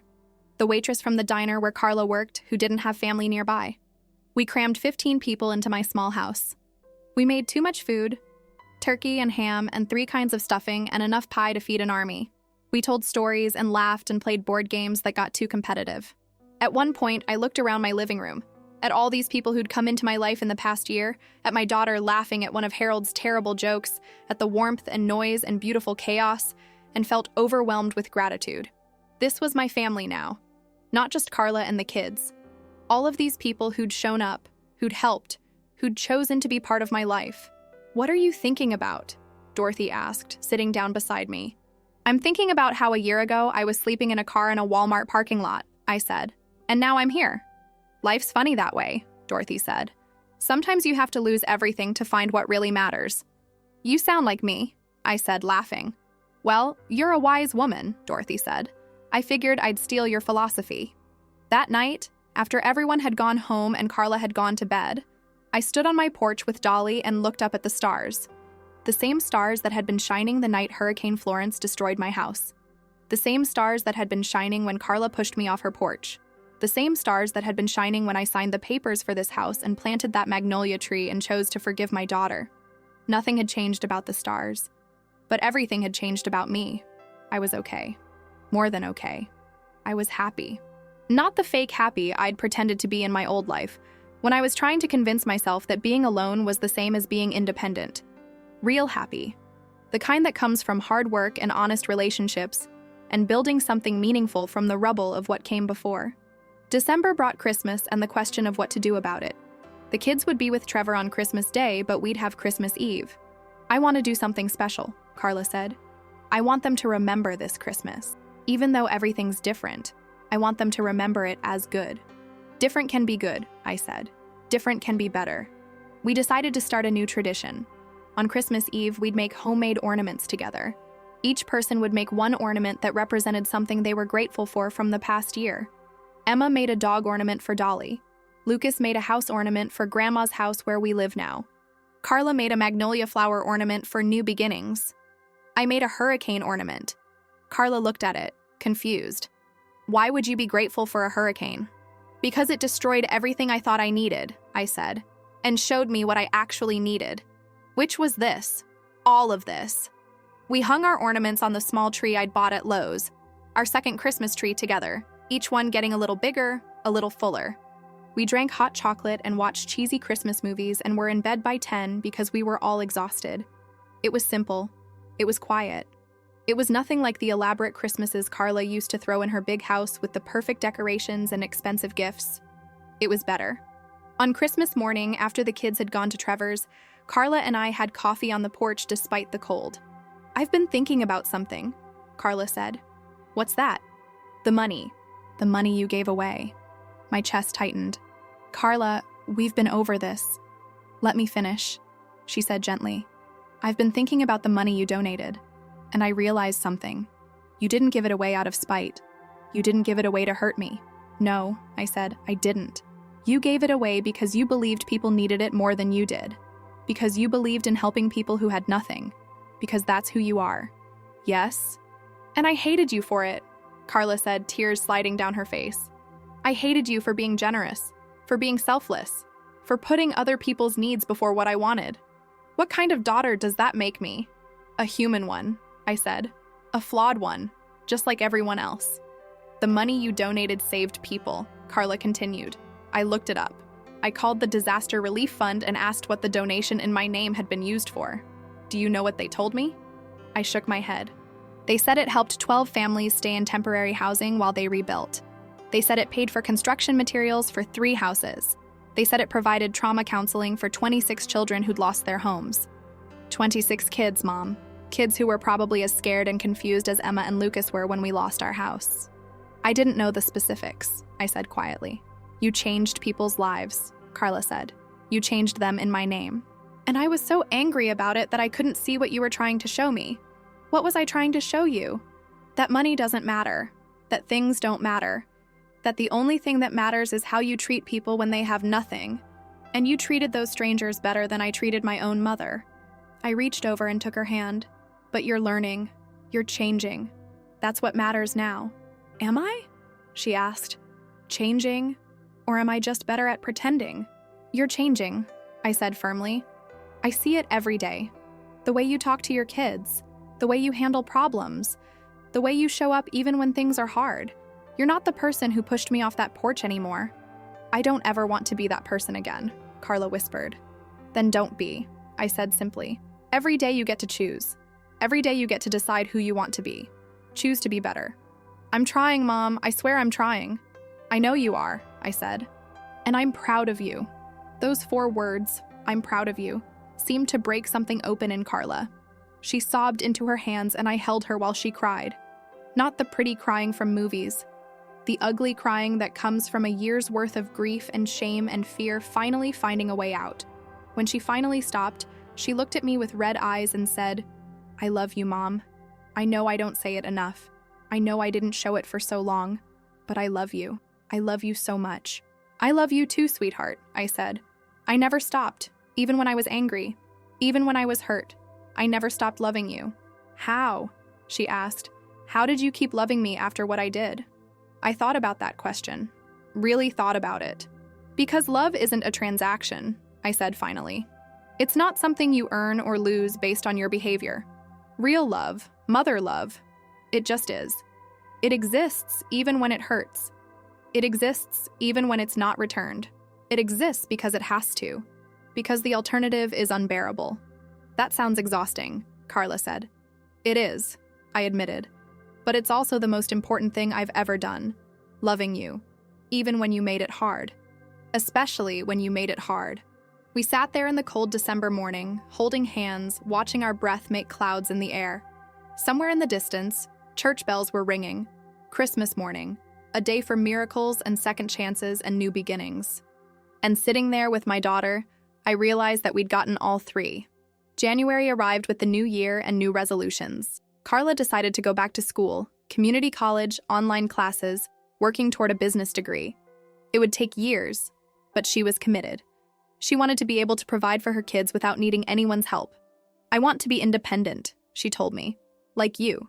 I'm not independent, I said. I have help all the time. From Dorothy and Harold and you and everyone else in my life. Independence is a myth. Interdependence is real.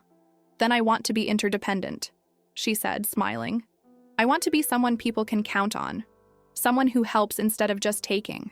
She started volunteering at the soup kitchen on her days off. She joined the PTA at Emma and Lucas's school. She helped organize a neighborhood yard sale that raised money for hurricane relief. She was becoming the person she wanted to be, one small choice at a time. I watched her transformation with quiet pride and the knowledge that sometimes people need to fall completely apart before they can rebuild themselves into something stronger. February brought Emma's science fair project, which somehow became a whole family affair. She wanted to do something about hurricane preparedness, inspired by our own experience. Lucas insisted on helping. Carla stayed up late helping them build a model house and test different construction materials. Harold came over and taught them about wind resistance. Dorothy donated supplies. Rachel, who worked for an engineering firm, answered their questions about structural integrity. The project ended up being huge, a detailed presentation about how to build hurricane-resistant homes using affordable materials. Emma presented it with confidence, explaining how hurricanes work and what people can do to protect themselves and their families. She won second place in her grade level. But more importantly, she learned that what happened to us, losing our home, having to start over, didn't have to define us. We could take that experience and use it to help other people. We could turn pain into purpose. Where did she learn that? Carla asked me at the science fair, watching Emma explain her project to a judge. From you, I said. From watching you pick yourself up and rebuild. From watching you turn shame into service. She's learning that falling down doesn't matter. What matters is how you get back up. Carla wiped her eyes. When did you get so wise? When a hurricane destroyed my life and my daughter closed the door in my face, I said. Turns out rock bottom is a surprisingly good teacher. We both laughed. The kind of laughter that's really healing in disguise. March brought the first anniversary of Carla and the kids moving in with me. 6 months was supposed to be temporary. 6 months had turned into a year, and neither of us had mentioned them leaving. Are we overstaying our welcome? Carla asked one evening. Are you uncomfortable being here? I countered. No, I love it here. But I don't want to be a burden. You're not a burden, I said. You're my daughter. And those are my grandchildren, and this is our home. Not mine. Ours. What if I want to stay? Carla asked quietly. Not forever, but for now. What if I want to keep living here while I finish school and save money and figure out what's next? Then stay, I said simply. There's no rush. We're figuring it out together. Don't you want your space back? Don't you want your house to yourself? I thought about that. About the quiet mornings before Carla and the kids arrived. About eating dinner alone. About coming home to an empty house except for Dolly. I thought I did, I admitted. But I was wrong. This house is too big for just me and a dog. It needs noise and chaos and people who love each other. It needs family. Even when we drive you crazy? Especially then, I said, smiling. April brought warmer weather and a phone call from Miranda Chen, the woman from the Disaster Relief Fund. Mrs. Brennan? She said when I answered. I'm calling with an update about your donation. Oh? The families you helped, the ones who received assistance from your donation, wanted me to thank you. Several of them have finished rebuilding their homes. Others have found permanent housing. All of them wanted you to know that your generosity changed their lives. I sat down heavily in my kitchen chair. I'm glad I could help. There's something else, Miranda continued. One of the families, the Johnson family from Wilmington, wanted to know if they could meet you. They said they'd like to thank you in person. I hesitated. I hadn't donated the money for recognition. I'd done it because it was the right thing to do, because those people needed help, and I'd been in a position to give it. But something in Miranda's voice made me curious. Okay, I said. I'd like that. We arranged to meet the following Saturday at a coffee shop in Wilmington. Carla insisted on coming with me. You shouldn't have to do this alone, she said. It's just coffee. It's not just coffee, Carla said. It's facing the people whose lives you changed. The people who got the help I thought I deserved. Let me come, please. So we drove to Wilmington together, just the two of us, leaving the kids with Dorothy for the afternoon. The coffee shop was near the waterfront, in a part of town that had been rebuilt after the hurricane. Everything looked new and shiny and deliberately charming, the way places do when they're trying to prove they've recovered. The Johnson family was waiting for us at a corner table. Marcus and Jennifer Johnson, both in their early 40s, and their 3 children, 2 boys and a girl, ranging from about 6 to 12 years old. When we approached, Jennifer stood up immediately. She had tears in her eyes. "Mrs. Brennan?" she asked. "Call me Judith," I said, shaking her hand. "We don't even know where to start," Marcus said, his voice thick with emotion. "What you did for us? Please," I interrupted. "You don't have to thank me. I was happy to help." "But you don't understand," Jennifer said. "After the hurricane, we lost everything. Our house was completely destroyed. We had no insurance. Marcus had just started a new job, and we were between policies. We were living in our van with 3 kids. We were about to leave North Carolina entirely, move in with my sister in Ohio, leave everything we knew. And then the relief fund called," Marcus continued. "They said someone had made a large donation earmarked for families like ours. They said they could help us with temporary housing while we figured out our next step. That donation, your donation, gave us time. Time to apply for FEMA assistance, time to find new jobs, time to rebuild. We just moved into our new house last month," Jennifer said. "It's small, but it's ours. And we would never have gotten there without you." Their oldest son, the 12-year-old, spoke up. "I got to stay at my school, with my friends, because of you." I felt my throat close up. These people, this family, they'd been where I'd been, homeless, desperate, scared. And my money had helped them. The money I'd given away while Carla had begged me to keep it. The money that had caused such a rift between us. That money had changed lives. I looked at Carla. She was crying silently, watching the Johnson family with an expression I couldn't quite read. "I'm so glad you're okay," I managed to say. "I'm so glad you made it through. We wanted to do something for you," Marcus said. "We wanted to give back somehow. So we started a fund. A small fund, but it's growing. We're collecting money to help other hurricane victims. And we're naming it after you. The Judith Brennan Second Chance Fund." "Oh no, that's not necessary. It's already done," Jennifer said, smiling through her tears. "You gave us a second chance. Now we're going to help other people get theirs." We spent the next hour talking about the hurricane, about rebuilding, about what it means to lose everything and find the strength to start over. The children told me about their new schools, their new house, their new lives. When we finally said goodbye, Jennifer hugged me tight. "Thank you," she whispered in my ear. "Thank you for seeing us when we were invisible. Thank you for helping when no one else would." On the drive home, Carla was quiet for a long time. Finally, she said, "That should have been us." "What?" "That family, that gratitude, that should have been us. You should have been able to use that money to help yourself, to help me and the kids.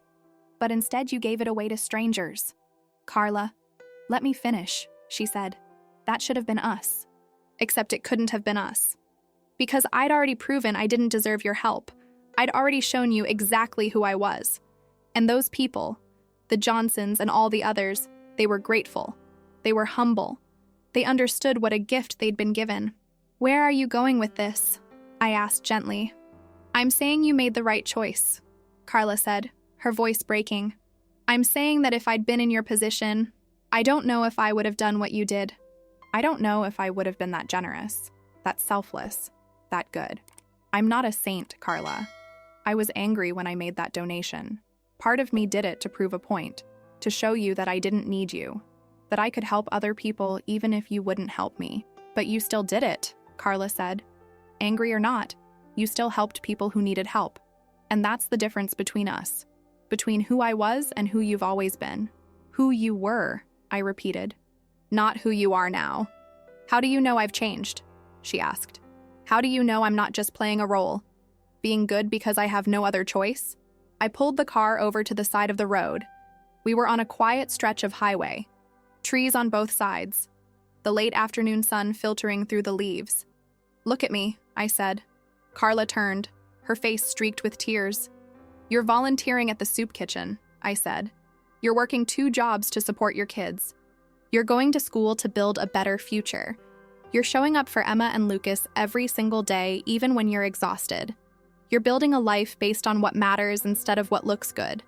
That's not playing a role. That's becoming who you were always meant to be. What if I mess up again? She whispered. What if I disappoint you again? Then you'll mess up, I said. And I'll still be here, because that's what family does. We mess up. We disappoint each other. And we show up anyway. We choose each other anyway. Carla unbuckled her seatbelt and hugged me awkwardly across the center console. I don't know how you do it, she said.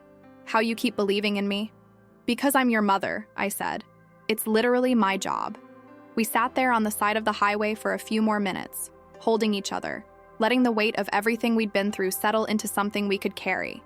Then we drove home, to our house, to our family, to the life we were building together, one imperfect day at a time. May brought Mother's Day, and Emma and Lucas insisted on making me breakfast in bed. The breakfast was terrible: burned toast, rubbery eggs, orange juice with way too much pulp. But I ate every bite and told them it was delicious. Carla gave me a card. Inside, she'd written a long letter. I read it sitting in my bed with Dolly at my feet and the sounds of the kids playing in the backyard drifting through the window. Dear Mom, I don't know how to write this without it sounding inadequate. How do you thank someone for saving your life? Not just literally, though you did that too, giving us a place to live when we had nowhere to go, but spiritually, emotionally, in all the ways that really matter. A year and a half ago, I pushed you off my porch. I called you an old woman. I closed the door in your face when you needed me most. I was the worst version of myself, and I hurt you in ways I'm still trying to fully understand. You could have let me drown. You could have said, "You made your bed, now lie in it." You could have reminded me of all the ways I'd failed you, all the years I'd treated you like an obligation instead of a person I loved. But you didn't. You showed up on Christmas Eve with presents and forgiveness. You opened your home to me and my kids. You gave us stability when everything was falling apart. You taught me what real love looks like. Not the conditional kind, not the transactional kind, but the kind that says, I'm here even when you don't deserve it. You taught me that strength isn't about never breaking. It's about how you rebuild yourself after you do. You lost everything in that hurricane. Your house, your possessions, your sense of safety. And instead of becoming bitter, you became more generous. Instead of closing yourself off, you opened yourself up. Instead of keeping the money for security, you gave it away to help people who needed it more. I was so angry about that donation. I was furious that you'd given away my inheritance. But now I understand. That money was never mine. And more importantly, money was never what I needed from you. What I needed was exactly what you gave me: a second chance, a safe place to land, an example of how to live with integrity even when it's hard, a model of how to love even when you've been hurt. I'm trying, Mom. I'm trying to be better, to be kinder, to be more like you. Some days I fail. Some days I'm still selfish and scared and small, but I keep trying because you taught me that trying is what matters. Thank you for being my mother. Thank you for never giving up on me. Thank you for showing me that home isn't a place. It's wherever the people who love you are. Thank you for being home. I love you more than I can say. Carla. I read the letter 3 times, crying harder each time. Then I got up, walked to Carla's room, and hugged her so tight she couldn't breathe. Thank you, I whispered, for writing that, for meaning it, for trying. Thank you for giving me the chance to try, she said. June brought the end of the school year and Emma and Lucas's last day of 5th and 3rd grade. They brought home backpacks full of artwork and papers and report cards with good grades. We should celebrate, I said. What do you guys want to do? Beach, Lucas shouted immediately. So we went to Wrightsville Beach, about 45 minutes from Jacksonville. It was the first time I'd been to the beach since before the hurricane. The first time I'd been back to the area where my old life had existed. We spent the day building sandcastles and collecting shells and playing in the waves. I sat under an umbrella with Carla, watching the kids splash in the water. I used to bring you here, I said, when you were little. You loved the water. You were fearless. I remember, Carla said. I remember you teaching me to swim. You held me up while I kicked and splashed around. And then one day you just took off swimming on your own, I said. You didn't need me to hold you up anymore. You just went. I always needed you to hold me up, Carla said softly. I just pretended I didn't. We sat in comfortable silence, watching Emma and Lucas play. They were building an elaborate sandcastle, working together, laughing when waves knocked down their walls and rebuilding them immediately. They're resilient, I observed. They learned it from you, Carla said. The way you handled losing everything, the way you rebuilt. They saw that. They understand that you can lose things and survive, that you can be knocked down and get back up. They learned it from you too, I said. The way you've handled the divorce. The way you're working so hard to build a better life for them. They're watching you too. Carla smiled. We're quite the role models, aren't we? A couple of disaster survivors figuring it out as we go. The best teachers are the ones who've learned from their own mistakes, I said. We stayed at the beach until sunset, watching the sky turn orange and pink and purple. The kids were exhausted, covered in sand, sunburned and happy. We stopped for ice cream on the way home, even though we'd already had lunch and dinner. That night, I fell asleep with sand still in my hair and the smell of sunscreen on my skin, and a feeling of contentment so complete it almost scared me. I'd been happy before, in my old life with Robert in the house in Wilmington, but that happiness had always felt fragile, like something that could be taken away at any moment. This happiness felt different. It felt earned. It felt real. It felt like something I'd built with my own hands from the wreckage of what came before. July brought the 2nd anniversary of Hurricane Florence. 2 years since the storm. 2 years since I'd lost everything. This time, the anniversary didn't hit me as hard. I woke up on the 14th feeling grateful instead of traumatized. I'd survived. More than survived. I'd rebuilt. I'd thrived.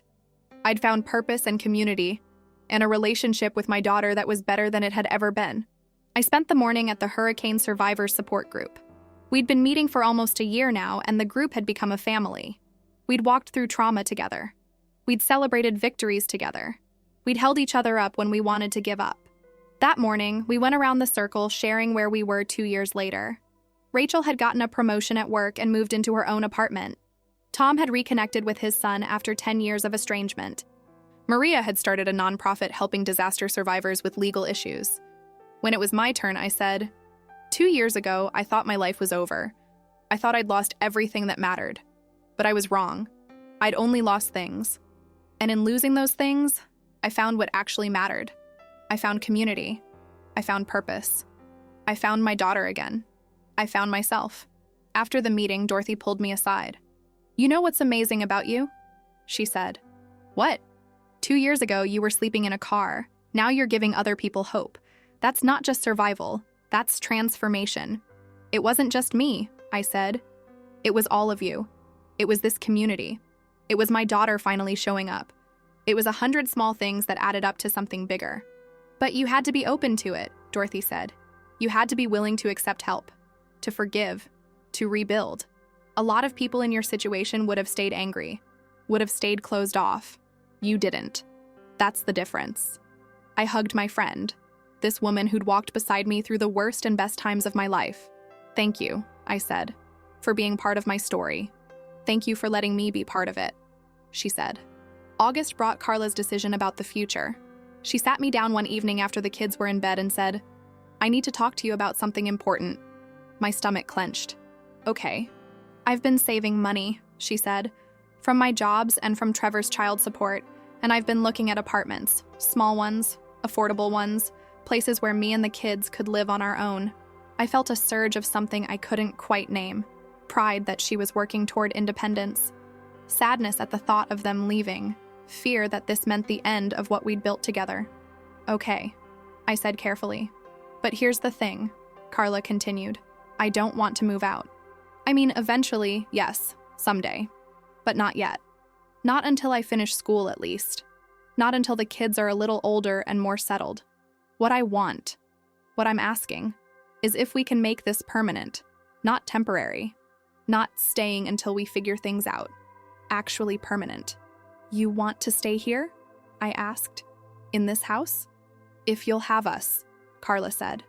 I want to pay rent, actual rent, not just helping with groceries. I want this to be a real arrangement. I want to contribute equally. I want this to be our home, not your home that you're letting us crash in. I thought about what she was asking, about giving up the dream of having my space back to myself, about committing to years more of noise and chaos and shared bathrooms and never being alone. And I realized I didn't want that dream. I didn't want silence and space and solitude. I wanted this. I wanted family. I wanted my daughter and grandchildren. I wanted the beautiful mess of a life lived together. Yes, I said. Yes, you can stay. Yes, this can be our home. But I don't want your money. Keep saving it. Build your emergency fund. Be ready for whatever comes next. What I want is for you to keep being present. Keep being honest. Keep working on yourself. That's the rent. Carla's eyes filled with tears. Are you sure? I've never been more sure of anything, I said. We hugged, and I felt something settle inside me. This was my family. This was my life. This was exactly where I was supposed to be. September brought the start of a new school year and new routines. Emma started 6th grade. Lucas started 4th grade. They walked to school together every morning, and I watched from the porch, marveling at how much they'd grown in the 2 years I'd known them. Carla was in her 2nd year of school, taking classes online at night after the kids went to bed. Some evenings I'd find her at the kitchen table at midnight studying for exams, and I'd make her tea and sit with her while she worked. You don't have to stay up with me, she'd say. I know, I'd reply, but I want to. Those late-night study sessions became some of my favorite times. We'd talk about her classes, about the kids, about life. Sometimes we'd talk about the past, about Robert, about her childhood, about the ways we'd hurt each other and the ways we'd healed. One night she asked, "Do you ever regret it? Giving me this second chance?" "Never," I said immediately. "Even when I'm driving you crazy? Even when the kids are too loud and the house is too messy and you have no privacy?" "Especially then," I said, "because that's what life is supposed to be. Messy and loud and full of people you love. That's not something to regret. That's something to be grateful for." October brought Halloween and the elaborate neighborhood tradition of trick-or-treating. Emma and Lucas had been talking about their costumes for weeks. Harold helped Lucas build a robot costume out of cardboard boxes. Dorothy helped Emma turn an old sheet into a ghost costume that was actually pretty impressive. I handed out candy to the neighborhood kids, and Carla took Emma and Lucas around the block. When they got back, their pillowcases were full and they were high on sugar and excitement. "Best Halloween ever," Lucas declared, diving into his candy. And I believed him, not because the candy was better or the costumes were more elaborate, but because he felt safe, because he felt loved, because he knew this was home. November brought Thanksgiving again, and this time we had both the kids and Trevor. He'd reached out asking if he could join us for the holiday, and Carla had looked at me, leaving the decision up to me. "It's your house," she'd said. "It's our house," I'd corrected. "What do you want to do?" "I think we should invite him," Carla said. "For the kids. They should have both their parents on Thanksgiving." So Trevor came, and it was awkward at first. But Emma and Lucas were so happy to have both their parents there that the awkwardness faded into something manageable. Trevor apologized to me. A real apology, looking me in the eyes, acknowledging that he should have done more to help when Carla first came to him about me. "I was thinking about myself," he said. "About my own problems. I should have been thinking about family." "Thank you for saying that," I said. And I meant it. We had dinner. 20 people crammed into my small dining room and living room, eating off mismatched plates, laughing too loud, creating the kind of chaos that feels like love. At one point, I looked around at all these people, family and friends and chosen family and former enemies, and felt overwhelmed with gratitude. This was my life now. This beautiful, complicated, imperfect life that I'd built from nothing. December brought Christmas and the continuation of our new traditions, making ornaments on Christmas Eve. Emma made one that said, Year 2. Lucas made one shaped like a slice of pizza because he was 8 and thought it was hilarious. Carla made one shaped like a graduation cap because she was determined to finish her degree. I made one shaped like a door. Not a closed door, an open one. Why a door? Emma asked. Because 2 years ago, someone closed a door in my face, I said, looking at Carla. And I learned that closed doors are just opportunities to find new doors. Better doors. Doors that lead where you're actually supposed to go. Carla understood. I saw it in her eyes. The recognition of what I was saying. The forgiveness implied in that ornament. The acknowledgement that the closed door had led me here. To this moment. To this family. We hung our ornaments on the tree, which was bigger this year, fuller, covered in 3 years' worth of memories. On Christmas morning, after the presents were opened and the kids were playing with their new toys, Carla gave me an envelope. This is from all of us, she said. Inside was a handmade card. On the front, Emma had drawn a picture of our house. Inside, all 3 of them had written messages. Emma, thank you for being the best grandma. I love living with you. Lucas, you make the best cookies and you're nice and I like when you read to me. Carla, thank you for teaching me what home really means. Thank you for choosing me even when I didn't deserve it. Thank you for being home. I cried. Of course I cried. These were the best gifts I'd ever received. Not things, not money, just words, just love. Just proof that we'd made it through the worst and come out better on the other side. January brought a new year and new possibilities. Carla was halfway through her degree. Emma was thriving in middle school. Lucas had made the basketball team at school. Trevor had a new job and was actually showing up for his custody weekends. Dorothy and I had started a book club that met once a month. Harold taught me how to fix a leaky faucet and change the oil in my car. I was 70 years old now, and my life looked nothing like I'd imagined it would when I was younger. I wasn't living in the house I'd built with my husband. I wasn't enjoying a quiet retirement of golf and gardening. I wasn't financially secure with hundreds of thousands in savings. But I was happy. Really, truly happy. The kind of happy that doesn't depend on circumstances. The kind that comes from within. The kind that weathers storms, literal and metaphorical, and comes out stronger. One evening in late January, I was sitting on the porch with Dolly, watching the sun set. The magnolia tree was dormant for winter, but I could see the buds already forming, getting ready for spring. Carla came out and sat beside me. "What are you thinking about?" she asked. "I'm thinking about how 2.5 years ago I thought my life was over," I said. "And how wrong I was." "Your life wasn't over," Carla said. "It was just beginning." "That's exactly right," I said. We sat in comfortable silence, watching the day end and the night begin.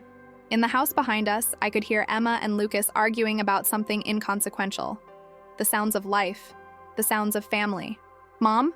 Carla said eventually. "Yeah? I'm glad the hurricane happened." I looked at her, surprised. "I know that sounds terrible," she said quickly.